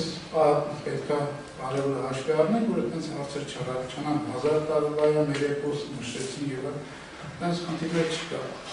Էպոսը ծնվում է ազգի հետ, էպոսը ազգից ավելի զոր է։ Շատ ազգեր կան, որ արդեն գոյություն չունեն, բայց իրենց էպոսը պահպանվում է։ Այսքան այսօր, եթե հարցեր կան։ Առաջին հարցից, որ դուք ասացիք, որ բացի հայկական էպոսից աշխարհի բոլոր մնացած էպոսների հերոսները դրսից եկած են։ Ես կարդացել եմ նավթական էպոսը, դեռ ծնունդը էլի ջրի հետ է կապվում, որ էպոսը? Նավթական էպոսը, որ տեսնում է Սատանային ու էլի ջրի հետ ծնունդ առնել, իրենցը չի, դրսից։ Ուրեմն ասեմ, այդ հերոսը Մարտերի հերոսը ինձանից է ծնունդը, եթե ուշարի կարդակ ուսումնասիրեք, դա փոքր մերի ծնունդն է, միթրայի ծնունդն է։ Դրա ավելի հին պատումները կա Թեշեբանի ծնունդն է, Տարոնումս ասում հիմա պարքնվել նույն ձևով, այստեղ կա մի կարևոր բան, իրանց հերոսն է։ Բայց այդ տղան է, ուրեմն նախ ամենածանր փայլի գայս է Հայաստան։ Սասիրկոն, սոսկան, նախը, որ ժողովորդին երեք բարբարային տարբերություններ կանոներ, անպայման գայսին հարայցան դաշտարը, անպայման, ոնց որ իրան ուրոնց է պետք աստան այդ օրհնությունը, միանուց նույնը նաև դետայի ուսումնասիրեք կրսել է դայում, լաշել է թորեն, զորը գերմանական թոր աստված, ինքը պետք է Հայաստանում այդ կնիքը դրվի նրա վրա, որ մեր տղենա, ոնց որ ասենք, շատ կոպիտ ու սենց, ոնց որ ասեմ, շատ նավի է, սենց արտահայտված է ռուսականում և իրան ուրեցին բերում է հորմոտ, ու ասում է հերս, որ ձերը մեկնի քեզ բարևի, ձերը չտաս, ասում է, չես կարող, մի հատ երկատ պակացրավ, գրավիրը, այդ շիկացած երկատը տայս, սենց վյատագրուղի հերս ձերը սեղմա, դա տեղի անում հարայցան լերել, սեղմա այդ շիկացած երկատը, ասում է, դա խարոշի բագատիրյոկ, այդքանից հետո ինքը նա ոչիշ լավ բագատիրյոկ ես, գնա ոչ մեկ սվյատահարուսի դուք այդ տիրություն արը, այդ որ մի քիչ ընթացքում մենք ուսումնասիրենք, կտնակ ենք, Միջանոց նավտերին չեք կարող ասենք դրսից ունել, որովհետև նախ ստեմիատ ուրիշ բաներ պետք է հաշվի առնել, որ այդ տարածքը հայկական տարածքարաններ է։ Միջև ռուսական բանակի մտնելը։ Դերբենտը, այդ նույն Հյուսային Կովկասի ժողովուրդները 99% հայկական ծագում են, իրանք էթնիկ հայեր են։ Չէ, հարցը չի։ Ուրեմն ասեմ ձեզ, լուր պատմականով են, որ ասենք սա չնչի որպես գլուխովալու բան, Ստակ պահպանված է, որ Արգիշտի թագավորը հասել է միջև Կովկասյան լեռներով, Դերբենտում առաջի ռազմական կայանը, Ռայնի բազան է կարգում։ Միջևս դա այդ նույն ճորապահատն է, նույն Ալաման քուրն է, որ հետագան Վարդան Մամիկոնյան ադարարի ճակատամարտի ժամանակ զորք չկար ինքը գնաց որպես սպարապետ այդ իր անուններ, այդ զորքերը սպարապետն էին ենթարկվում, ուշադիր տեսնեք, որ Վարդան Մամիկոնյանն դերից է եղում զորքը։ Ստեղ տեղի աշխարհազորներ, կրսեր նախարարական տներն էին, որ իրան աջակցում էին, իսկ հիմնական կռվող ուժը, որ ամբողջ ճակատամարտի բեկրում բերեց, այդ հայկական այրուդիներ, որը կանգնած էր Հյուսային Կովկասում։ Հիմա տեսեք, Արգիշտին ապրել է մեր թվարկությունից առաջ 8-րդ դարում։ 8-րդ դարից ու այդ իմիջիալով ավարայելի պատերազմից հետո այրուդիների վերադարձավն է, որտեղ պարտադիր ինքն դեր էր։ Մինչև 11-րդ դար, Բաղդադների վերջի թագավորի եւ Գագիկներ, Գագիկը 1045 թվականին, երբ որ մեր պետականությունը ոչնչացավ, դեռ եղել է 10,000 կայազոր, պարտադիր։ Հիմա տեսեք, 10,000 հոգին չեն, մարդը չի կարել 2000 տարի կամ 3000 տարի ապրել։ Կայազորից միշտ Հայաստանից ամեն տարի գնացել է որոշակի քանակ եւ այնտեղ զորացրել է։ Այնտեղ առաջին 25 տարի էր, մեր օրերի պես չի։ Հետո ծառայում են ժամանակ, մեր հող, ամուսնան, մեր ծառայությունը բանակում, դա աշխատանքի պես բաներ են, որը միանք հարկերից ազատում են, բոլոր հարկերից։ Միանք ունեն կնամեր, դե պատկերացրեք, որ հայկական տարը 10,000 հայ տղամարդ 2000 տարի մի տարածքում ապրում, ու ընտանիքներ ունեն։ Ամբողջ լեռնաշխարհը, եթե տեսնեք տորքնել է տեղից որ աղջիկ բերում, այդ ամբողջ լեռնաշխարհը հայկական, իսկ ասենք այրուդի ծառայելու իրավունք ունեին, միայն ամուսնացած կրսեր, իրանց կանանց երեխեքի հետ էին գնում շատերը։ Ունդեղ այդ էթնոսը 2000 տարի ապրել է։ Հենց որ Հյուսային Կովկասի հերոսը չի կարա դրսի տնի, որովհետև ինքը պատմումը ճիշտ է, բուն Հայաստանից մի քիչ եղել, բայց այդ կրող ու շատ թարմ, ոչ թե հեռացել է, որ ինքը հետո հիշի։ Այսօր Հյուսային Կովկասում, ասենք, այս ժողովուրդներից ամենատարածված անուններից մեկը Թեշուբն է, թվերքի։ Թեշուբը մեր Թեշիբանին է բանի երեք աստվածներից մեկն է։ Հենց որտեղ, բայց որտեղ ինքը պետք է գա Հայաստան, այդ իր անունը ստանա, դիակնությունը ստանա, ասեն, որ լավ բազատիրոք է, գնա այդ տարածքը պարի։ Իսկ աշխատել ժողովուրդները չունեն ոստեղ, դե այն ժողովուրդները, որոնք ժողովուրդ են դեռ ազգի չեն ասել, նրանք եփուշ չեն, նրանց մոտ լեգենդներ, ասպերները, ասենք նույնը Իրաքեզների Հյուսային Ամերիկայում ունեն իրանց լեգենդը, որ երկու զույգ եղբայրներ իջան, իրանց մարդ դարձին, օրենքներ տվին, ասացին իրար միշտ չուտեք եւ այլն, նրանց ավագի անունը Տարոն հայ ավագն էր, իրանց լեգենդում ինձ ապահովում Տարոն հայ ավագ, Տարոնցի հայ ավագ աղբեր էր, ազգեկան ասենք հրյանների մոտ էպոսը, բայց իրանցը գիտավոր, կենց է իրանց հերոսական 5 տական որ կարդում եք, դե հերոսական է պոշում եք, ես ազգը ծանդայցուր գնաց, որտեղ կոչեց, որտեղ ապրեց, ինչ աստվածների պաշտեց, որտեղ էս է։ Ռուսները ունեն իրանք 4 մասից են հապկացած, արխայքին էպոսը, որտեղ այդ հայ հերոսներն են, Սվյատագորն ասենք, այնտեղ Սամսոնները զոր հերոսներ էին, տեզերական, նոստատում չնշում։ Հետո գայսա Կևյան ցիկլը, հետո գայսա Նովգորոդի ցիկլը, այսինքն Կևոմյան պետականությունը հետո կորցրեցին, հետո ռուսական պետականությունը վերցնվեց Նովգորոդում, հետո Մոսկվայում, հետո գայսա արդեն նոր Վիտավոյ ցիկլ, ասեն Կուլիկովը, բանը, Բորոդինոյի ճակատամարտի չէր, արդեն այն ինչ-որ ասենք ռուսները տենց լավ հավեսում են, կավ 100 տարի հետո կարող է չէ, հաստատ, 41-45 թվականները պատմվելու է, ունդեղ արդեն ժուկն է լինելու, հա, չէ, հաստատ ինքը ձիրու վրա պտի գա, այս Ստալինգրադի ճակատամարտը կպատմեն, ինքը գեզերքից կիշնի, Եգորի Կրասնյան սիրած հերոսն է, Եգորի Կրասնին իր շատ բաներով ժուկովի հետ հան, ասենք, հիմա էլ դպրոցներ կան, Իլինաների վերլուծական, չգիտես ինչի հրյաներ են ու Մոսկվայում ներկայացնում են այս Եգորի Կրասնին ձեր Իլինաների 45 թվի ժուկովն է, որ հետև պատմվածնա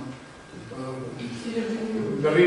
գրուձը ասմա զալատոյի աստվերով ու ժուկովի նկար են հերոսի 4 աստվերով այսօր ուզում եմ ասեմ դա ալող համակարգ է ու դա ինչ-որտեղ լավ է, որ տեսեք եգիպտականը ինչ գրվեց պետությունը վերացավ ու մնաց կամ շումերականում եթե երկուսը ապրում է ուտեղ ոչ մի բան չկա ուղղակի հայերը մի քիչ դանդաղ են այս բաներում տեսեք վերջի իրադարձությունները որ համընկնում է այդ վեճերի ինչ դրա շատ առաջանում շատ համընկնում է իրադարձություններ արաբական հայ-արաբական պատերազմների հետ այսինքն մեր պատմողները Բեռնոր 20-րդ դարում երկուսի մեջ մտցրել են 7-ից 10-րդ դարի իրադարձությունները մենք մի քիչ դանդաղ ենք մտածում դանդաղ ենք այդ քայլերն անում երևի ժամանակի ընթացքում ուզում ենք համոզվենք որ դա լուրջ իրադարձություններ է Կարող մի 500-600 տարի հետո այս Արցախի պատերազմը մտնում։ Բայց կան արդյոք շացողներ։ Միշտ կան, որովհետև տեզերքում ընդհանրապես եթե հավասար կարասին տեխնիկական կրթությունի տեզերքը դատարակությունը չի լինում, չէ՞։ Իմ կրթությունը տեխնիկական չի ֆիզիկա առավել կարա մի տեզերք մի շորմա, որ այս պահին դատարակություն Տենց չի կրում, սա ոչ թե ես էպոսի են, ուղղակի դա տենց չի կրում Եթե խոսքերան, որ հակակշիռ եթե չլինի համակարգը ինքը չի ապրի և համակարգը գրոչության նշանակում արդյոք որ այսօրվա մեր ճշնամիներն համակարգին հակակշիռում իրանց ոչնչանալու չպիտի էլ ուզենան, որպեսզի համակարգը մեր համակարգը չոչնչանա Ում նկարում ես Նու այս պահին մեր արտաքիչները, որոնց Չէ, անունը Ադրբեջանը մեր համար ասեմ, հիմա պատասխանը այդ հակակշիռը Ադրբեջանը շատ լավ օգտագործում է Հզոր Հայաստանը պատերազմը որ չունի իր հետ, իր համար ստիմուլ է հակակշիռը, որ ինքը գոյություն ունենա Ինքը Ադրբեջանի էության համար իր էությամբ իր համար թշնամի չի Ինքը շատ փոքր ոչնչություն է, որ հայերի կողմից դիտարկվի որպես թշնամի Այ մեր նույնը Թուրքիան է, սա ասում, այ խնդիրը ինչու՞մ է կայանում, որ մեր համար, եթե էպոսները ուշադրություն կարդանք, երբ որ միշտ այդ երեխան արդեն պատրաստում է առաջի իր սխրագործությանը, դե հայրը մահացած լինում, հայրը մայրը կամ հայրը տատն է որպես կան սովորացնում, ասում է քեզ հավասար թշնամի չկա աշխարհում, տերերում Նույնը ուրեմն Հայաստանից գնացած մոգերը, քրմերը, սովորացնում են իրան ունեցին, ասում են աշխարհում չկա քեզ հավասար թշնամի ու մարդուն չես զոհվում, մենակ հայերի սվյատագորի հետ չկարես Այսինքն, այդ ինչ դուք անվանում եք Ադրբեջան, Թուրքիա, Վրաստան, Պարսկաստան, Ամերիկայի Միացյալ Նահանգներ, Ռուսաստան, իրանք ամբողջ մոլորակ Իրանք ամբողջը իրար հետ էլի մեզ թշնամի չեն Երկիր մոլորակի վրա չունենք, իրար հետ նոր նավթերից հետ խոսեցինք Նույն նախադասությունը կա հայկական էպոսում, վերջում նավթերը, որ պատերազմն հայտարարում աստում, ասում են իրանց մոլորակի վրա հավասար ուժ չկար Ասած, եկեք հենակ կոդենք կկրնանք ու մեր ու նավթերի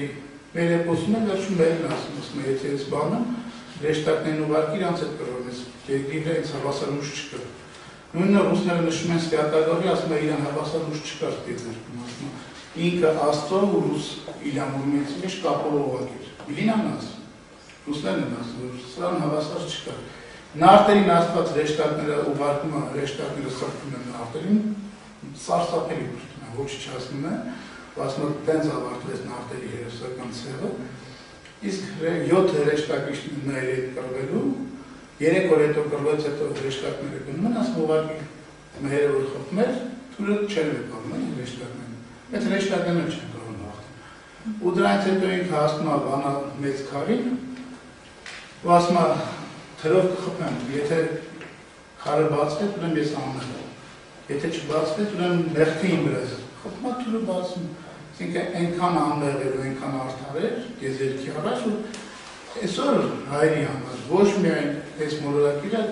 արեգակնային համակարգում համաստեղության մեջ չկա ուժ, որը կարա հայերի դուրս գա հայտարարի որ ինքը հայ թշնամին է ու կարողանա հաղթի։ Իսկ այն մյուս պետությունների համար հայ գզվարտոց հողմով այդ իրանց գոյության առաջին նախապայմանն է։ Այսինքն հանգիստ ապրենք։ Չէ, ինչի մեր հերոսներից ո՞րն է հանգիստ ապրել։ Հանգիստ չէ, ընդհանրապես։ Այդ ամեն ինչն իրանց ամենօրյա կյանքում են հասել։ Իրանց պատերազմներով, իրանց արշավանքներով, իրանց ժողովրդին պահելով, սանասարն հենց պահամջահատքին այդ արդարացան, որ այս գրքի ժամանակ ավելի մանրամասն խոսանք, ասում ամբողջ աշխարհից ասեցին, այդքան այդ մարդու երևում է։ Որ հերոսն եք տեսել։ Ինչ պետք է լինի, որ թշնամի ասենք, որ անպայման վերանանք, որ ասենք թշնամիներ մեզ վերացրել։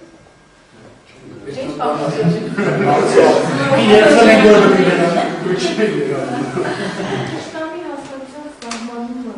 ըստ այդ տիեզերական համակարգի որն է, եթե այսօր ավարտել նորից եմ ասում, դուք երևի բառացեք հասկանում, ինքը թշնամի է, ինքը գայս է քեզ հաղթում, բայց ինքը համար թշնամի չի իրան ոչնչացնում, համար թեկուզ թշնամի, եթե ինքը գայս է զենքով քովրա, դա չի նշանակում, որ ինքը թշնամի, ես ասում եմ գլոբալ տիեզերական առումով իրան ոչնչացնելը մեր համար պրոբլեմ չի։ Ես որ ասում եմ ինքը թշնամի չեմ ասում, ինքը մեր հորոխորդ տրենական մեր աղբերի, ասում եմ ինքը էությամբ իր ատոմային բոմբերով, իր սուզանավերով, եսի միջով հայերի համար թշնամի չի։ Ցանկացածի կարող են հայերը հանգիստ ոչնչացնել, հանգիստ։ Իշխանը վայ իրատեսական ասին մի ժողովուրդ փորձում է իրան վերագրի հայերի ինքնության անձնային իրականները փորձը։ Կոնկրետ մի օրինակ բերեմ, Մարտիրոս Գալուրջյանը ասես իրան ասում, որ սեմետական սևեր ոչ մի արմենացական կապ չունեն արմենացիների հետ, հետո իրանք արդեն վերցրեցին արմենացիների շատ բան, հետո նույն բանը տեսանք, որ կապած հայոց ցեղասպանության հետ, այսինքն ավելի շատ ինքնության անձնագիրը խլելու սպանդեր, քան ինչ-որ տարածքներ ու նման բաներ, արդյոք հնարավոր է, որ այսինքն հակակշիռ է, դա մեզ իրականում դե չի։ Չէ, իրականում հակակշիռ չի, որովհետև Գարշոնը սենց լավ խոսքերում է, իր այդ պատմվածքում Զորի Միրոյի մեջ որ ասում, երբ որ իր տղուն ճանապարհում հարուցի պատերազմ, սա գողը ասում է մարդու կորուստ է կորուստ, հորի կորուստը կորուստ չի։ Այն ինչ-որ նույնիսկ այդ տարածքները վեկալեցի կանվան, դա հետ է գալու, Գարշոնը շատ հստակ ասում, հողը մեկ է իր դրոշմութ հետ է գալու։ Ես ասեմ միջև ավարտեմ, հասկանում եք, սենց մի հատ բան կա ռուսական բիրինան, որ ասեցի իրամուրեց խնդրում ասում է թուրեցություն, ասում է վեկալու։ Իրամուրեց պրամը չի կարում թուրք երկիս պոկի։ Հողը ասենք վերցնելը կամ եկեղեցիները քանդելը կամ եկեղեցի ուրա կիսալուսին ոնցոր Այա Սոֆիա հետադրեցին, ինքնությունը գողանալ չի հետ։ Տերը հետ է գալու, իրան դրա համար վճարել են։ Չես կարելի երբեք ինչ-որ մեկի էլ հայինը գողանալ։ Ավելի հստակություն Ես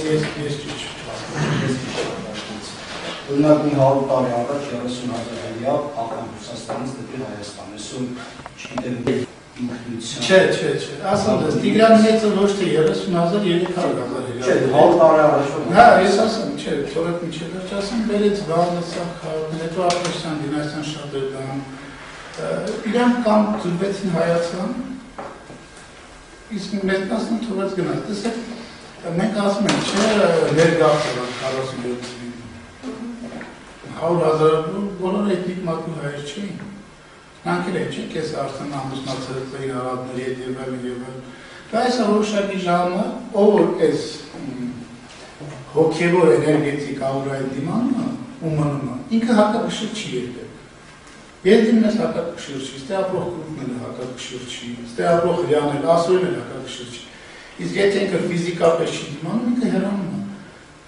Հայերը ոչ միայն ներսում տես խնդիր չկա։ Եվ գիտեք ինչ, ես չեմ ասի, որ ես ինտերնացիոնալիստ եմ, ես ավելի շատ ոնց ասեմ,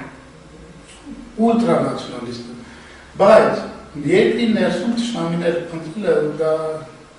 հայերի համար էական, դա ինչ-որտեղ վիրավորական է։ Այ գերմանացին կարա ասի, ջհուդները կերան մեր երկիրը ֆաշիստը եւ այլն, մենք ներսում տես խնդիր չունենք։ Մեր խնդիրը, այ նույն է մի հատ բան կա, որ Դավիթը փոքր ուղարկումից մի խախտում պահում մեծացնում, հետո ինքը որ արդեն սկսում է Մսր Ամերիկի նեղություն տարնդը, դուրս մակրոնում, մորուքն ակաշում եւ այլն, հետ են ուղարկում ինչ ասում է, ինքը ճանաչեց իր հայությունը, մենք էլ իրան չենք կարող։ Հիմա մեր խնդիրը ստեղ, մեր երեքին ենք, մենք մեր հայությունը ճանաչենք, եթե մենք մեր հայությունը ճանաչենք, ով ենք մենք։ Ու դա ոչ թե ինքնագովազդ կամ դատարկ ոգեոր չէ, մենք իրականում հասկանալու ենք ովքեր են, հրյա, ռուս, թուրք, դրան երկրորդական բանը։ Ասեմ դες, բոլոր աշխարհի բոլոր ազգերը հայերի ինչ-որ միաշճանի ածանցալին են։ Ու դա գլուխ գովալու չի դա տենց։ Ու դու քո ածանցալի դեմ կրվում ես։ Հենց այդ Բաղդասարը միշտ կռվում աղբոր հետ, նամակի բաղում, եղանում աղբում Բաղդասարը չի մենա մարդում հետը, վերջն որ մի հատ ասում է, սիլում է պարկեց, ասում իրեքոց ուշքի չի գալի, կամ դավթի հորով որտան իրար դեր որ դուրս է գալի, հասկանում ենք, ավակության են, ինչ եմ ասում, ավակ աղբերը մենք ենք հայրս, ավակ եղբար իրանություն դες բանը, եթե հայ ասեց, որ իրաները սենց արի է հուսները, ունեմ ինքը հայ չի, ինքը իրա դիրքով իրան հայի պես չի պարը,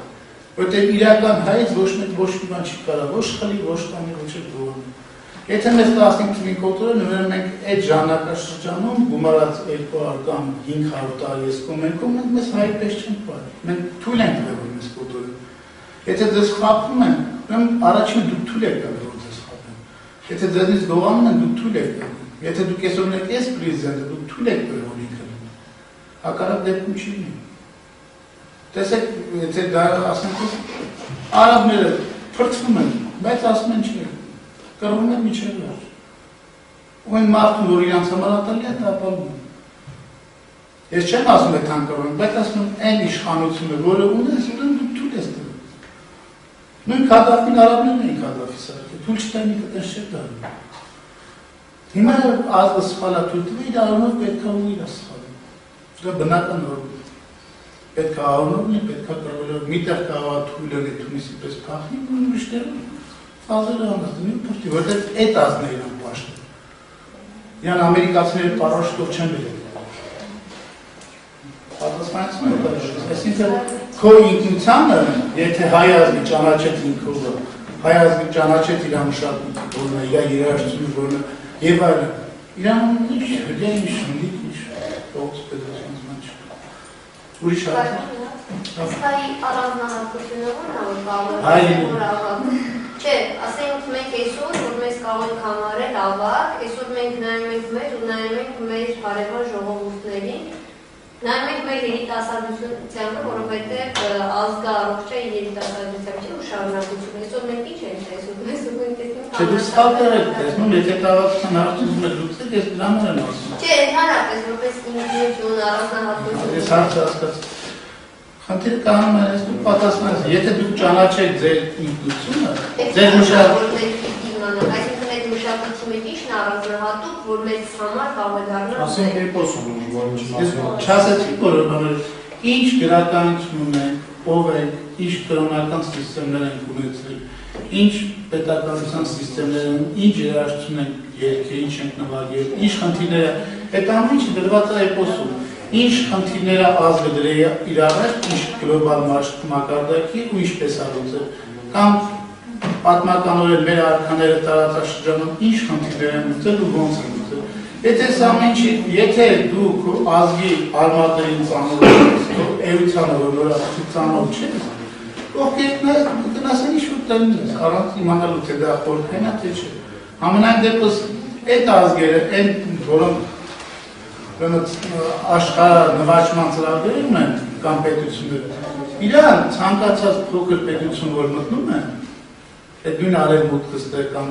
իրան համակարգված են մտնում, ու համակարգված մտնելու դեմ դու պետք է քո ազգային համակարգը վերականգնես, քո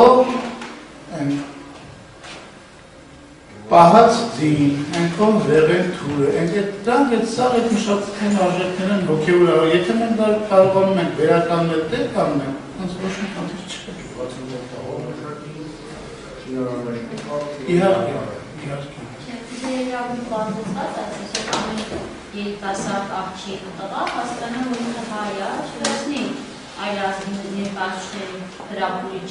սովորությունները ձեր ապրեք, մի մտածեք, որ ավանդապաշտությունը դա հետամնացություն է։ Ավանդապաշտությունը դա մեր արմունքն է, մեր հիմքն է։ Դրա համար կրող մեր հասարակ ավանդապաշտություն։ Ուրիշ աղորբան պետք չի ոչ մեկից պահանջում, այն կարող է։ Մնացած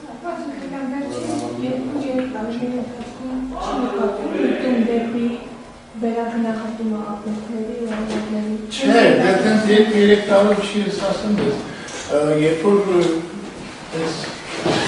ազգային արժեքների շատ տարինակ եմ, երբ այդ մարդու ես շատ սիրում եմ, երբեք չեմ հարցրել, որ ես ասեմ, այդ վերագնահատման առաջին հսկայական քայլերը Արարատստանում է, հայերի ազգային արժեքների վերագրում ամբողջ հայկական էպոսը իր հրամանով երկու ուղղությամբ էր ինքը աշխարհախմբեր ուղարկի, մեկը Տիբետ, մեկը հայկական դերնաշխարհ, պարտադիր։ Եվ 39 թվականին են ամենադաժան է 37-ից հետո որ սկսվել է, աշխարհի միակ ժողովուրդ ամբողջ աշխարհի, որի էպոսը Հոբելյանը նշվել է, ոչ թե սովետականություն, ամբողջ աշխարհում կզբեն չկա։ Ճիշտ է իրանք տենց խորքային չեն պատկերացնում, ասենք ես նոր ներկայացվեցի, որ էպոսը ազգի է դարձնում, բայց իրանք հազարամյակը, բայց սովետական միությունում էպոսի հազարամյակ նշելը դա մեծ, շատ մեծ, որ մենք այսօր 2011 թվի կյանքով ենք, բայց 39 թվի կյանքով այն ժամանակվա պայմաններում դա հստակական Վրաստանի գիտության վայր ես դեռ Գիտությունների ակադեմիան կարա ինչ-որ շրջան ուղարկի գաղթականների էպոս պատմեն 39 թվին Ստալինը չիմանը, մենք մոտահարապես պատկերացնում եք ինչ է։ Ու 39 թվին Ստալինը չիմացավ Սասունցի Դավիթ տանկային շարասուն սարքեցին։ Կամ ասենք 39 թվին պաշտոնապես աշխարհի 50 լեզվով, իսկ հետո ընթացքում էր հետագա տարիներում մոտ 80 լեզվով թարգմանվել առանց Ստալինի իմանալու։ Ինչ է ասում։ Ընթացքում էր որ հոգևոր իրապետությունը պահելու համար պետության հիմքում պետք է լինի այդ որ ասեցի Ալեքսանդր Մակեդոնացու Ամոնի գործիներու բանը պետության հիմքում պետք է ինչ-որ շատ հզոր կրոնափիլիսոփայական ու ընդ որում ոչ թե հիմա գործածող որովհետև այն ժամանակ Ստալինի ժամանակ քրիստոնեություն իսլամը չէ, այլ ավելի հին ժամանակից փառ։ Այդպես գիտություններ պետք այդ դրամա ես ասեցի ինտերին չի պատասխան։ Միջալոց ես ասեմ կարող հավատալ կարող չէ, բայց Սասունցի Դավիթ տանկային շարասունը մասնակցել է Կուրսկի ճակատամարտին, այդ տանկային ծանր ճակատամարտ էր, Սասունցի Դավիթ տանկային շարասունից ոչ մի կան չի վարվել, ոչ մի կան չի խփվել։ Այդ դեպքում ինչի ինքը վաստակեց հակահայ հենց էպոսի Դե ժողովրդի ինքը տանել չէր կարող են մարդկանց, որոնք կարող է գնալ արքայի դեմ, արքայի պատվոժը դրամ, ինքը տապալորներ որոնք ոչնչացվեց։ Ինքը ոչնչացրել է բոլշևիկներին, հիմնական են խաղում, որը 17 թիվ է։ Ստալինը հայերեն չիմանանք, որ աթեիզմի ընթացքում ամբողջ նույն ձևի չեչեները ասում են չեչենատա։ Վրացի գիտեք ինչքան վրացի է։ Վրացի հարվածը ավելի ծանր է Վրաստանի, քան մյուսը։ Բայց մորգետ կապված հենց հայապետ Չէ, դες բանը Ստալինը չէ, հետո մենք խոսանք, ուղղակի մարդը, որը ծնվել էր ինչ-որ ժամանակաշրջանում, տիեզերքի իրար դրված էր խնդիրներ ու ինքը արել է, վերջ։ Անակ, մարդը երրորդ դասաներկրթությամբ չի կարող այսպես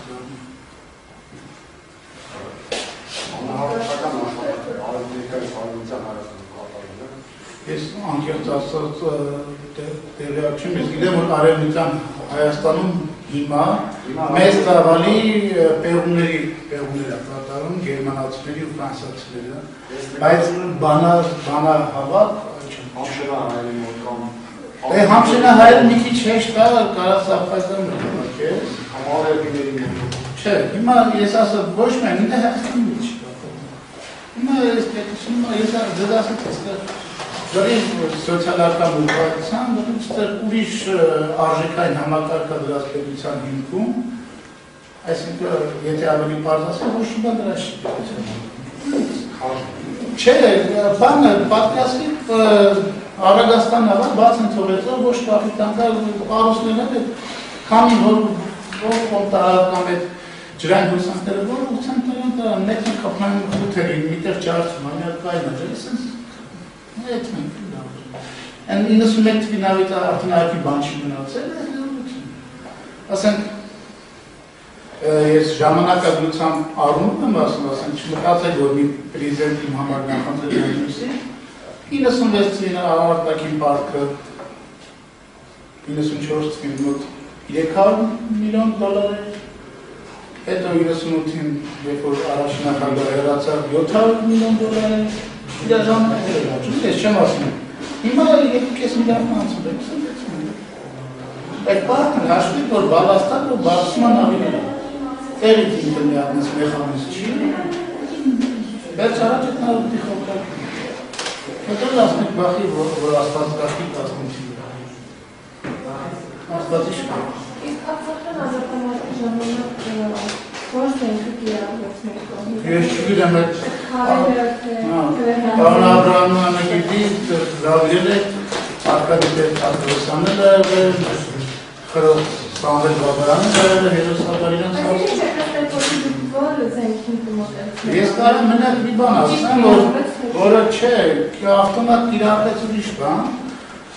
չգիտեմ դուք իշեք են ժամանակ թե չէ, պատրազմի առաջի տարիները բավական անհաջող էր ծավալվում, հետո մի պահ եղավ, որ գիտեք ինչ, Երևանում սարսափելի շատ էր թաղումներ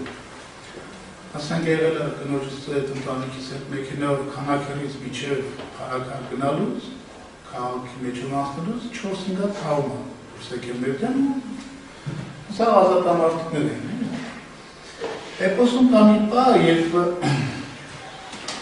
Մսամելիքի Փարլեմանները գայս են և Մարոթաբանկը ավիրում են, ընդեղ Դավթի Փարլեմանը պահում էր բանկը, տերտերները գաղտնի բացում են, Տերունական համակարգը միշտել ծայր է, առաջին իրանք են դռները բացել, գաղտնի, ու այս բոլորին մորդում, իրանք այդ դուր բացող տերտերներին են մորդում, այդ Փարլեմանը, որ ողջ ամնում, որ միջև էր շպրվել էր, ու ինքը մեջքով է արդեն արկվասը պահում, այդ արնոր շորերը բերում ան, սասում, ու Դավիթը կեփ անում, կանչում ուզմա մտնի չեն թողում, հովանի թրոզը չեն թողում մտնի բան, ու այդ եմնաճար չկա, պատուանից այդ արնոր շորերը կծման էր, այդ արնոր շորերը ունում են Դավիթից սեղանի վրա, Դավիթը նայում ասում ես մազգի արուն ասում ես, տերտերների վանքի պանի արունն է, ինքը հոգյար կանգնում ու գնում այդ աներին Մսամելիքի Փարլեմաններին ու դրանց բանակը ջարդում է Մոտարապես նույնը տեղի ունեցավ 92 թվին, երբ տարօրինակ շորերը չափից արդեն շատ էին, ազգը արդեն գիտակցություն արթնացել, պատերազմը ազգը ոնց որ ավելի համախմբվեց ու այդ մահապարտների կանչեղավ ու այդ արթնացումը տեղի ունեցավ, հետևեցին արդեն հաղթանակները։ Տենց մոտարապես զուգահեռ ես կարամ ասեմ, բայց Լևեն Զենքերցեվան կամանդոսավ լավ Դուք ասում եք, եթե մենք գիտակցում ենք մեր ուժը, մենք հաղթում ենք, ուրեմն ինչ-որ բաց թողում ենք, որ 15-ին եղավ։ Այսօր մարտի 1-ն է, մարտի 1-ին է եղել, որևէ բան կասեք այդ կապակցությամբ։ Ասենք կոնկրետ ինչ։ Կարամ ասեմ, որ մարտի 1-ին ես էլ եմ ընդեղել, եթե մարտի 1-ին ընդեղ 4000 մարդ չներ Երևանի կեսը, 400,000, հաստատ մարտի 1 տես չէր լինում։ Այլոր արաբական աշխարհից զուգահեռ որ բերեցի, հատկապես մի րոպե, Երևանի կեսը 400,000 Երևանի համար թիվ չի կարահանում, միլիոնանց քաղաք 200,000 թվանում։ Տեսեք Եգիպտոսում Մուբարակը սկզբից հրապարակը բաների ձեռներ ընդդիմության, հետո Մուբարակը զորքերին ժողովրդի շոյել հացեց, բայց սա ոստիկանություն բանակն էր։ Եկան ու գրավեցին, չէ, մաքրեցին ճամբարակը։ Երկու օր հետո ժողովուրդը հետ գրավեց։ Եթե ընդեղ լիներ 100,000 մարդ, Ռոբերտ Քոչարյան չէ, ով էլ ուներ, չէր կարող հաղթել։ Եթե մնացել են մի քանի հազար հոգին չեն կարող 3 միլիոնի հարցնել։ Մի հոգին կարա, Մոցարտը կարա երաժշտություն միլիարդների համար, բայց երբ որ երկրի ներսում համակարգի փոփոխություն է տեղի ունենում, այստեղ զուտ, ասենք, հեղափոխություն չէ, ինքնականալ գաղափարական փոփոխություն չէ լինելու, անելով ազատվելով այս իշխանությունից։ 1000 հոգի չեն կարող։ Ով ուզում է լինի առաջ։ Հենց որ այդ դրամաբանական։ Ես գիտեմ ամիսներ շարունակ մի քանի 100,000 մարդ դուրս գալիս այդպես։ Մի քանի 100,000 մարդ դուրս էր գալի միտինգների, բայց այն ժամանակ, երբ որ մարտի 1-ի առավոտյան, երբ որ օպերայում ուժ գործածվեց, ամբողջ Երևանը մի ժամ հետո գիտեր։ Ես այդ իմանալով իջել եմ բան, ես օպերայում չեմ եղել։ Իմացա, որ այդ բաներն եղել է, իջել եմ քաղաքապետարանի մոտ։ Արտուները տեղ տեսա, ամբողջ օրը Արտուներ Պեպանյանի հետ եկել է, ես ասի դարային ջարդում, ես գացի որ չի ավերանում, այդքան է։ Հիմա հարց առաջ, ես չեմ ասում, ես գիտեք տենց հերոս սարերից իջա, բայց ինձ բոլորն իմացան ինչ չեմ։ Եթե Երևան միշտ ոչ մի բան չէր լինում, հենց 2 ժամ հետո բանը, քոչերան, նույնիսկ մի պահ իրանք վախեցան ընդհանրապես, սա զորքերը տղան, լրիվ։ Եթե տեղյակեք, իրենք լրիվ մաքրեցին, ավտոբուսներ լսվեցին, հետո երեկվան մուտքումներս նոր եկավ զորքը։ Իրանք տեսան, որ չավելացան, հենց որ ես չեմ ասում Քոչարյանը լավ, նա Սերժը լավն ես չեմ արդարացնում, բայց ես ասում, եթե պարտվել ես, դու պետք է հասկանաս, որ դա սխալ է։ Ազգն է պարտվել, ազգը ամբողջովին դուրս չի եկել պայքարի։ Կարող է մի քիչ ծանր ինչի, ձեզ դուրս չգա, բայց դա փաստ։ 100,000 հոգի հաստատ։ Հա? Ասենք մեր էպոսի մեջ, երբ որ դուրս էին գալիս, մենք ունենք հերոսի կերպար, ես ունենք չեք կարծում եք ունենք այդ հերոսը, որ այդ հերոսը, դա ես ասում եմ, էպոսը, որ կարդակ ուշադիր, կան աստվածային նշաններ, որ ինքը պետք է կրի այդ իրավունքը ունենա։ Ես ասացի, չէ, Սանասարոներ 3 որդի, բայց դրանց հստակ հասկանում են, որ իրանք չեն այդ գործը անում։ Մերոններ այդ խորհրդանիշները, այդ իրավունքը Իսկ այսօր մենք ունենք այդ հերոսը, որ կարող ենք հանել։ Դե նոր բանը ասես չէ, ֆիզիկոս, դատար չի միշտ էլ կայտ է։ Չէ, բայց մենք չգիտենք, չէ, ինձ թվում է այդ Գիտեք իր դավթին միջև իսլամելիքի դեմ հանելը ոչ մեկ չի դեր։ Բացի այդ մի քան, իսկ մեր ընդհանրապես տատու մոտ էր։ Էլի Հայաստանի մեջ էր, բայց մայրաքաղաքում չէր։ Նույնիսկ մայրաքաղաքում մոռացել էի որպես տղա։ 2-3 հոգի գիտեի։ Համենայն դեպս դուք չգիտեք, կամ մենք չգիտենք, ասենց ասենք, 3 միլիոնը չգիտի, բայց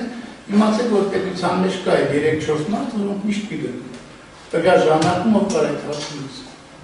Չէ, ուղղակի ես որ մտածում եմ, ես ինքս հասարակության անդամ եմ, ու այսօր չկա այդ մեկը, որ գնա ու մինչև վերջ գնա։ Բայց ես էլ հարցին պատասխանեցի դուք էլի կրկնում եք, հասարակությունը չի իմանում։ Ես ասեցի, պետության մեջ 3-4 հոգի են իմանում։ Այդ հերոսը ուղղակի կարողանում է։ Ով է հերոսի Հովանը, Թորոսը, Վելկոնդա,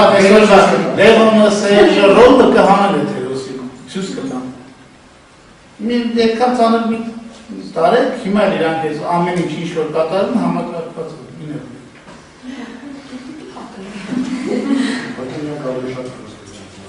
իրանք հստակտան ռեսուրսներ ունեն, իրանք երկել են աստվածաշնչի վրա, հասկանում եք։ Չէ, սահմանադրին ենթանայական չի, ես ասում տենց, ոչ 5 տարկանով տենց հիացած չեմ, բայց ես հարգում եմ ենթանա, որ դա սուտ գիտքան ու երդում ես 3 միլիոնի կյանքի համար, դա որ մշակի պատասխանատվությունը ու ձեզ չթվա, որ մարդ դառնա պրիզեն, ապուշները պրիզեն չեն դառնում, այդ միշտ չի։ Իրանք կարող է լավ լինեն, բարի չան, բայց ապուշ չեն լինում երկրի։ Իրանք հասկանում են, որ անկախ ամեն ինչից 3 միլիոն մարդու համար, համենայն դեպս Հայաստանում այսօր 3 հոգի կա, որ 3 միլիոն մարդու կյանքի համար երդվում է։ Մի մտածեք, որ սենց անտեր բան այդ ցույցեր բան հանցն է։ Այդ կարող այս այդ քարերն է, որ ձեր ասած հերոսին է մի օր վերել ցույց կան։ Որ այ Հովանի պես մի օր Լևոն ասա, ես չեմ կարող այդ Սանասարի հարցերից, Սանասարի մակարդակը։ Հենց որ կամ Պրեզիդենտ ասի չես, Ադրբեջանի հարցը չեմ Ես այդ հարցուղակի տվեցի, որ գուսակակից, որ ժողովուրդն է քնած, դրա համար այդ մարդի մեկի համար... Դու չի կարի, դու եթե սկզբից դեպ ես ասի, հիմա քնած վիճակում է, անջատն է ժողովուրդ կառավարման համակարգում։ Դու չի կարի դա կենսը։ Օրը դգա, պահ դգա, իմիջակը ձեպոսում շատ իտ կարդացել, որև է տեղ կա, որ Դավիթի ժողովուրդի հետ էթա կրդելու։